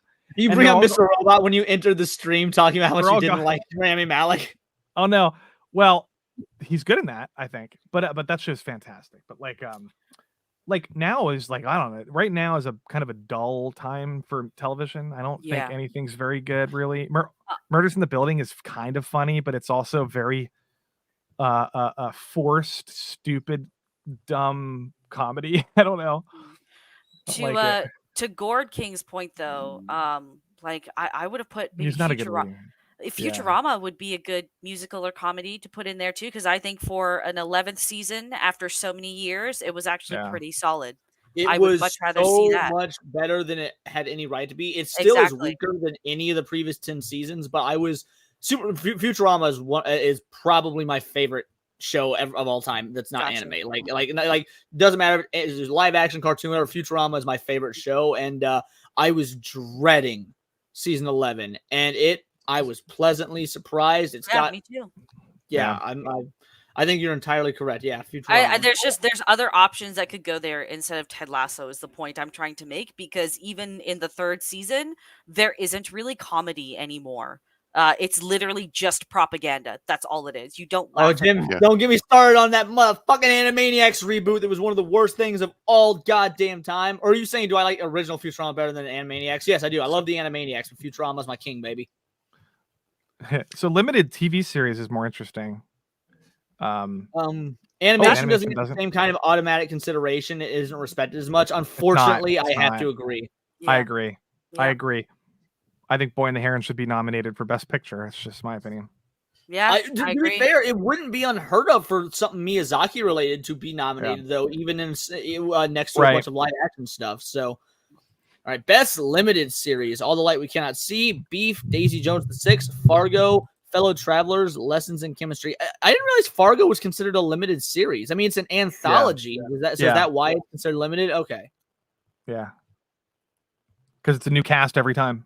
Oh, right. Bro, why is All the Light We Cannot See here? My God, that show was fucking garbage. My goodness. I don't know. I still need to see Beef. I liked Fargo season 1, but I don't know any of these other shows. Yep. Yeah, I like the first couple seasons of Fargo, but I've never seen anything past that. I only watched Fargo because I heard Bruce Campbell play Ronald Reagan, and then it turned out there was a whole lot, like, it was actually a really good show.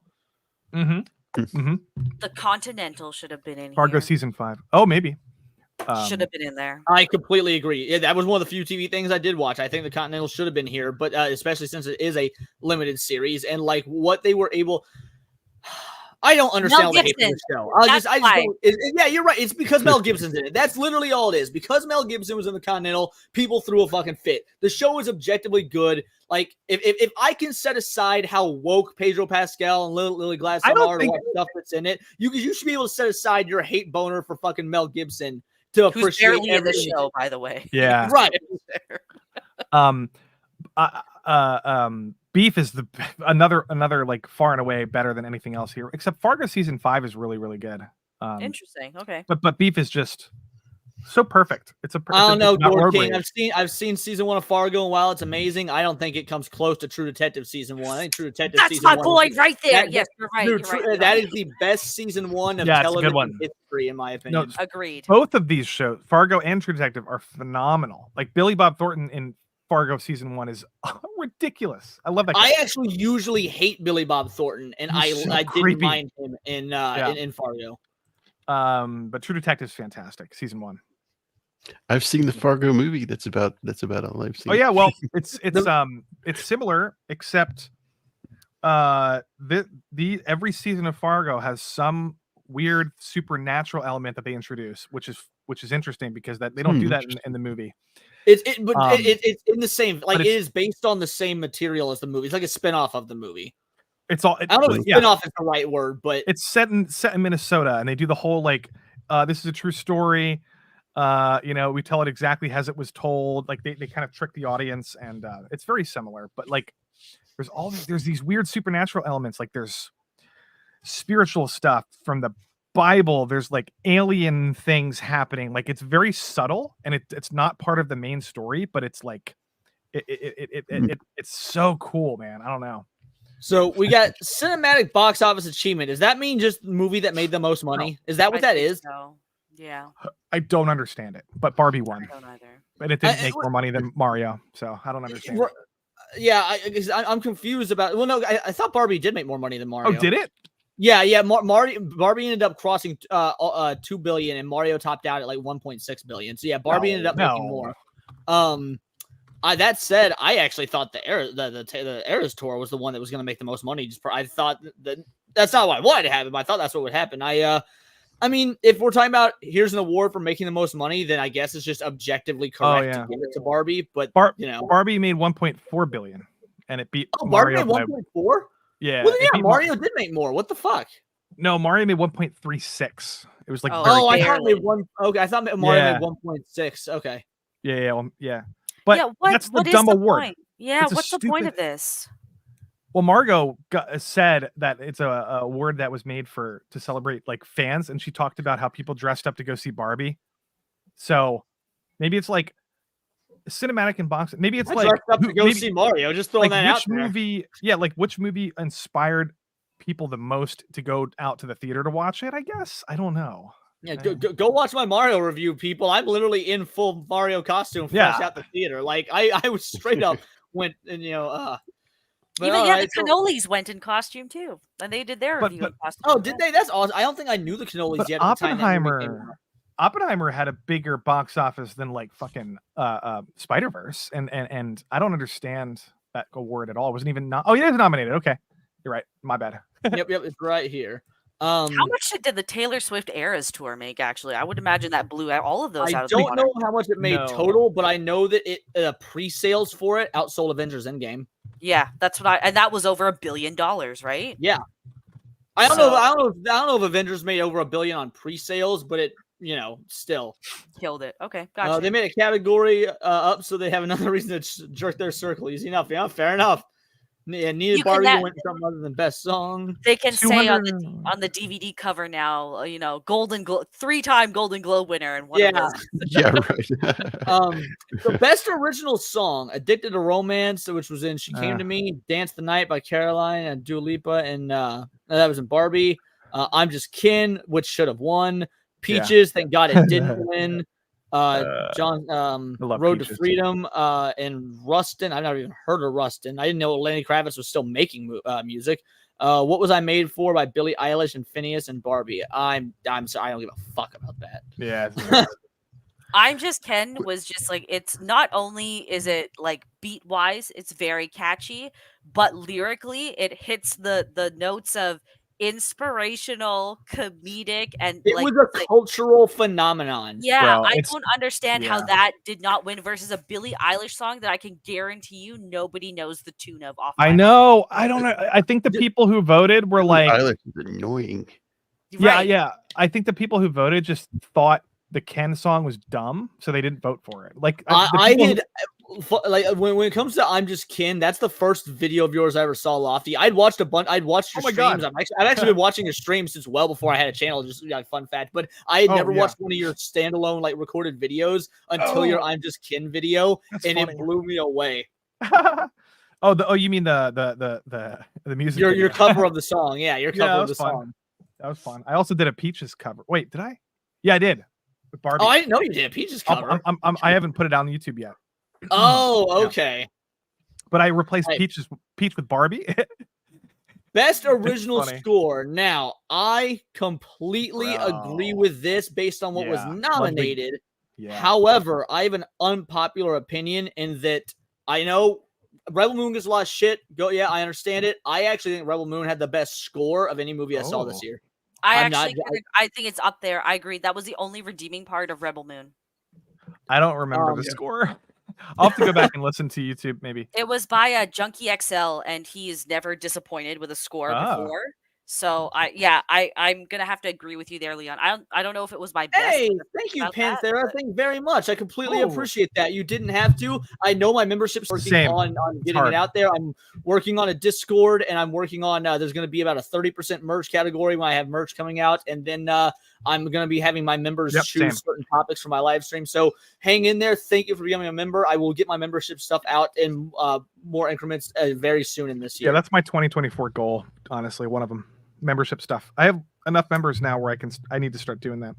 Right. But the best original score, I think But of everything nominated, I think Oppenheimer should have won. Yeah. I agree, dude. I watched this last night. I watched behind the scenes on the 4K DVD, and it's one of the best making of documentaries I've ever seen. It's so good.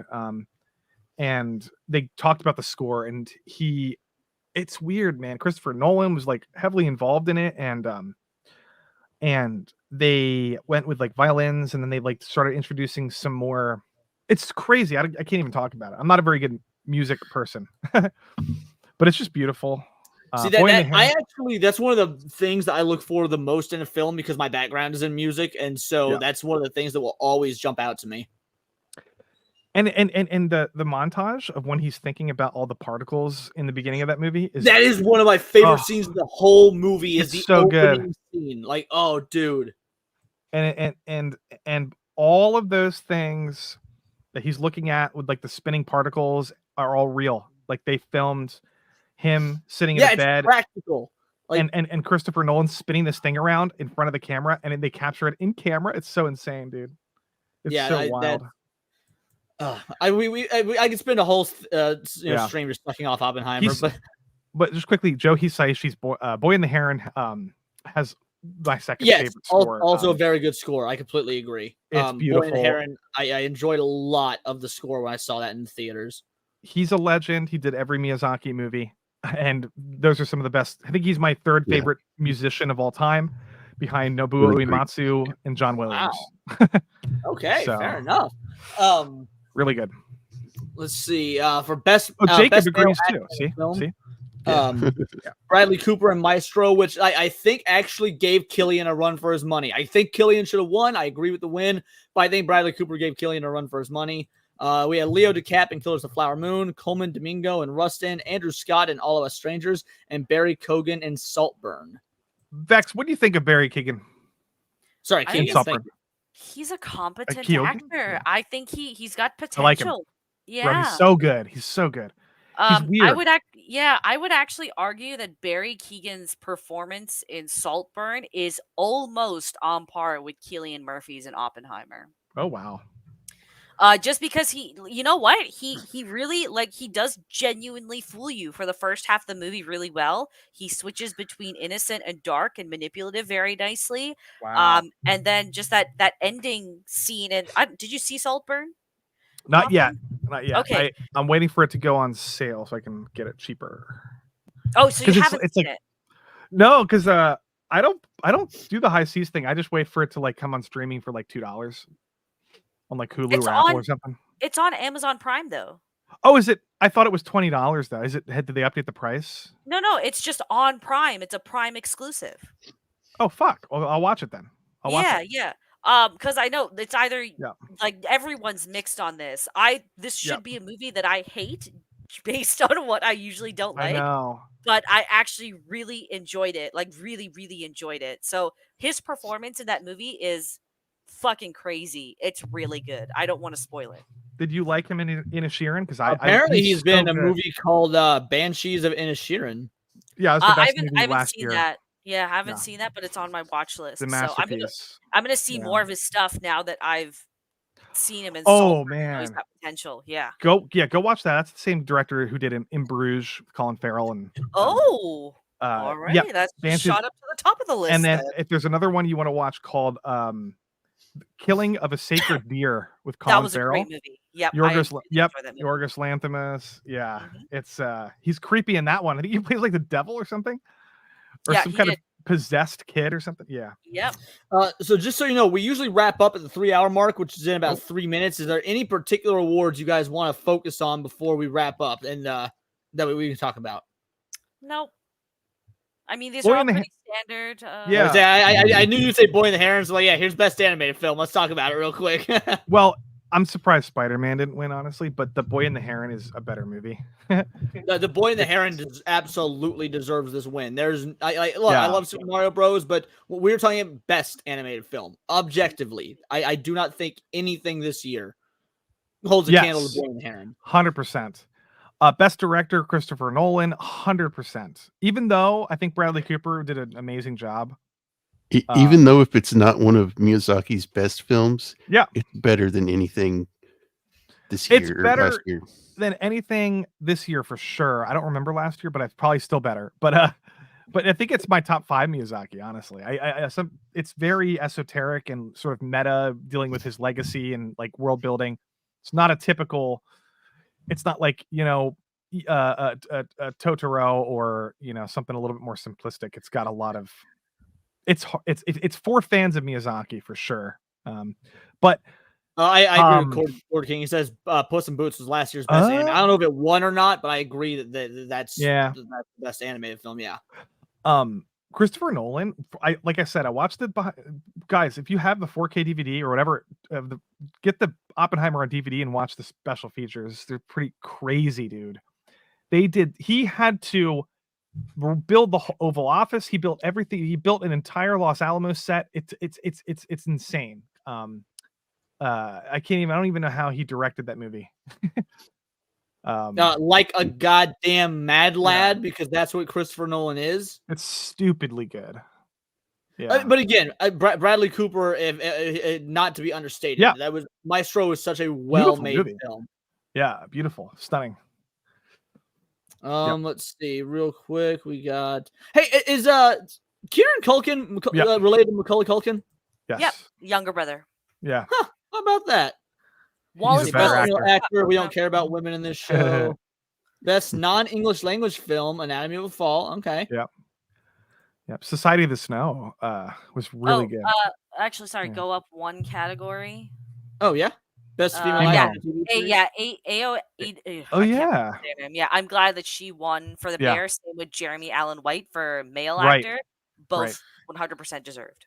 Yep. All right. Excellent. Ricky Gervais. Best performance. Oh no way! Armageddon won best stand-up. That's funny as hell. I do want to touch on this because I'm wondering now if Ricky Gervais has reached the height of his fame now, where he is untouchable even by Hollywood standards of kind of woke and check marks. Because this comedy, by default, based on everyone that runs these award shows and attends them, should not have been in the category. No, I know. Have you watched it yet?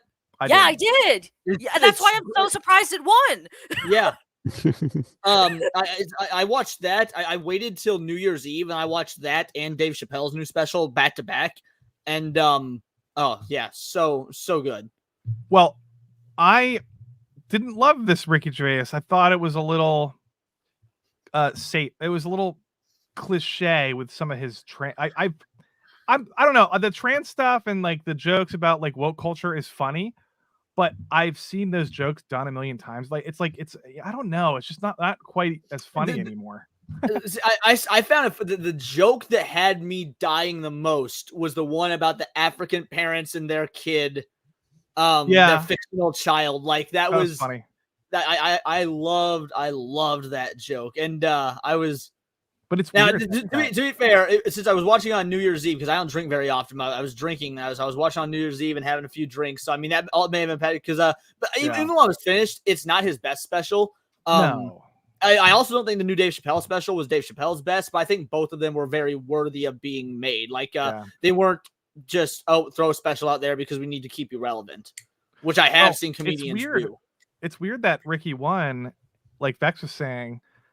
And it's also strange that the whole Golden Globes didn't. I was watching this alongside Chris Gore and Film Threat doing a live commentary, and we were talking about it. It was just like there's no activism on display at all. The only thing that was like remotely approaching activist, like anything, was Lily Gladstone's speech for Best Actress. She talked about like Native Americans. How they used to be treated in Hollywood. Other than that, there's like nothing. Somebody made a white person joke, and that's it. Very safe Golden Globes. But guys, all in all, sorry we didn't get through all the topics. In fact, there was one topic that we just completely didn't even get to make it to. But you know what? That's for 2 topics, but that's fine by me. We all had a blast. This was what were the topics out of curiosity? Yeah. So one topic was that the British Film Institute is putting trigger warnings in front of James Bond movies now. Okay. And and then the other one, the one that I really wanted to touch on, which maybe I'll save it for next week. Marvel is making their new Spider-Man comic It's about a Spider-Man in a loving marriage with Mary Jane where he has kids. It's an alternate universe where Spider-Man didn't get his powers until he's well into adulthood, and he's like a loving family man. They're doing real traditional family values, and I wanted to talk about the idea of whether that people would buy that or not. Had they been so burned, or at what point do you draw the line on buy this to show them we want more of this, or stick to your guns and don't buy stuff because it still promotes the overall ideology of what's going on in other comics. Generally, I'm in favor of put your money where your mouth is. I think not enough people do that, especially with the movies. So, but I'm not a big comic guy, so I probably won't buy it. That's not my cup of tea. Yeah, it was more. The comic was supposed to be more the backdrop, just to get the discussion about the overall debate going. But maybe I'll save it for next week, or I'll do a video on it tomorrow or something. I'm not quite sure yet, but those are the other two topics. But guys, I want to say, first of all, thank you so much. This has been, my first year on YouTube has been an absolute blast. I could not have done this without you. Thank you to everyone who agreed to do this. Jacob, thank you for being on my show for the first time after I was on yours last week. And let's round out and give you guys some send-offs. First things first. Let's get the woman out of here first, so we can just have the man time. So, Vex, tell people who you are and what you do. Vex, change your gender quick. I identify as a man, actually. So I seem to have more testosterone than most of the males out there these days. Yeah, so I think it's fair. Thank you for having me on your 1 year celebration, and congratulations on 1 year. Whatever, like what you're doing here is fucking awesome, and I enjoy your content quite a bit. I don't get to watch every video, but when I do, I'm entertained, I'm informed, and I like that you are very centrist and just kind of what's the word, not realistic, but you're level-headed, like you're reasonable. Not ideal. I'm not an ideal. At least I don't think I'm an ideologue. I hope I'm not an ideologue. So congratulations, thank you for having me. I am on MMM tonight in 2 hours. We're going to be reviewing David Fincher's Zodiac. So you can such a good film. I know, beautiful film. I've actually now watched it twice in the last 2 days because I'm just like, oh my god, this film. I've watched it dozens of times, but it's just like what he manages to achieve is just incredible. Other than that, I will be on. The only fun fact, Vex, it's the only film I was watching with a girl I was dating at the time where I wasn't hoping for some couch action while we were watching the movie. Like, we actually just sat and watched it, and it was great. Also a fucked up film to be wanting to get some. That's true. But other than that, I will be on Roman of the Empire's channel as well this Thursday at 8 p.m. Eastern to discuss 1979's The Black Hole, which is a sci-fi film. And then I have gaming content planned this month on the gaming channel, which I basically abandoned 6 months ago. So you can look out for gaming content. But on the main channel, the next thing will probably be Madam Web. Oh, excellent. Well, Vex, thank you. I appreciate it. Thank you for your kind words as well. And guys, if you're not subbed to Vex, I don't know why you wouldn't be. She's, again, genuinely one of my favorite YouTubers, not just in this space, but period. Like, there's a lot of individuals that I watch just like, hey, we're all in the same sphere. I want to support them. I can turn on a Vex video just literally as simple as I would turn on like a Nostalgia Critic video. So check out Vex. And again, thank you very much for being on, girlie. Keep doing what you're doing. My pleasure. All right, Jacob, we got you. Tell the people who you are, where they can find you while I post your links. Yeah, you can find me at Jacob Ironside. I do Tuesday and Saturday shows at 7. Tomorrow I sometimes do a obscure movie that nobody's ever heard about, and tomorrow I'll be doing the 1987 Light Horseman. It's a true story of Australian cavalry during World War One. So it'll be a good one. And I will also be on Roman's show on Thursday talking the Black Hole. That's pretty much all I got. Awesome. Well, hey, man, thank you. I'm glad we've been in so many of the same chats while watching other live streamers, but this is the first time even on my show. I was on yours for the first time last week, and we were talking X-Files, and again, we were both massive X-Files fans, so it was great to do. And again, I appreciate it. Thank you. Thanks for having me on. I enjoyed being on with Lofty and Little Platoon and the Golden Age geek. Yeah, so, I'm happy to do it, bud. You have a good rest of your day. And last but not least, Lofty, my man, tell the people who you are, what you're getting up to. Well, it's hard to say because trying to transition. My God, I just had swallowed drink down the wrong hole. Here we go. I'm just trying to transition into a new year, and it's like I'm trying to do Wednesday streams every week. I want to do a gaming stream. I'm going to start doing that this week, probably. I don't know if that's, dude, I don't know anymore. I'm so lost. I don't know if I should make a new channel or just put everything. I enjoyed your Avatar stream when I was watching it. I mean, that was a lot of fun. You know, when you get like, when you want to do so much content that you if you put it all on your one channel, it's a little confusing. Like, I want to do more movie reviews. I really want to do film reviews this year, like Jeremy Johns, Chris Stuckman, but I think I can do a better job. I want to do those. You can definitely do a better job than Chris Stuckman. I agree. You can own Stuckman. Now, Jeremy Johns, that's a pretty high bar right there. He's great. But like that style is what I'm talking about. But just quick, like off the top, not script writing, just kind of like a 6-minute thing. And then I want to do more commentary videos like what you do. I want to do live streams weekly. I want to do I'm trying to work on a panel stream separately.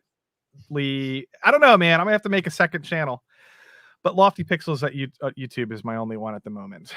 Well, no, I mean, to be fair though, because I completely understand what you mean when in terms of I'll put out my film reviews or I'll put out my hey, top 10 video games that need remade, and those are very different than the cultural analysis videos. And like you sometimes feel things get lost in the shuffle, but you got so many ideas, you don't want it to be stuck to one thing. And that's, I know that's a true artist, But the monetization sucks, man, because I want to get. I have a feeling if I start doing commentary, that might do better for videos, the algorithm. But if I start a new channel, it won't be monetized. I don't know, man. It's just I bet you can get monetization quick on a second channel, though. And if so, that's just another channel that I'd be happy to promote and watch. But guys, we're out of time. I gotta go make some dinner and whatnot. So last but not least, I just got to tell you that, man, I genuinely appreciate all of you. I mean, everyone that showed up here today, but not just today, not just the guests, not just in this chat, but for the last year. This has been an incredible foray into the YouTube game. A lot of you, I've told the story before. The whole reason I started doing this was I had some really not good things happen in my personal life, and I need a creative outlet. And that creative outlet was something that I fall back on loving, which is nerd culture, and getting to talk about it with all of you day in, day out, and watching the growth. It is all because of you. You tune in just to see some idiot rant at a camera who 9 times out of 10 probably doesn't actually know what he's talking about, but speaks with truth and conviction. And, for whatever reason, that appeals to some folks. Other of you guys just want to be here and make fun of my patchy facial hair, and I'm A-okay with that. I will take all insults. It's great. But, no, chat, I appreciate any stream you show up to. First year was amazing. I plan on 2024 being an even bigger year. I could not have done this without you. I can't stress that enough. Anyone that super chatted or became members or stickers or anything, thank you so much as well. Again, you don't have to do that, especially in these economic times, but you do. And even if you don't do that stuff, I don't care. You're here, and that's what matters. So again, this is not what the typical format of CounterCast is. CounterCast is usually a news show, but I just really want to take a time to thank not only you guys in the chat, but a bunch of individuals that have helped me on my first year in YouTube. So, man, thank you very much. And everyone, as you know, it's all here in the Nerdosphere. This has been Words of Paradise.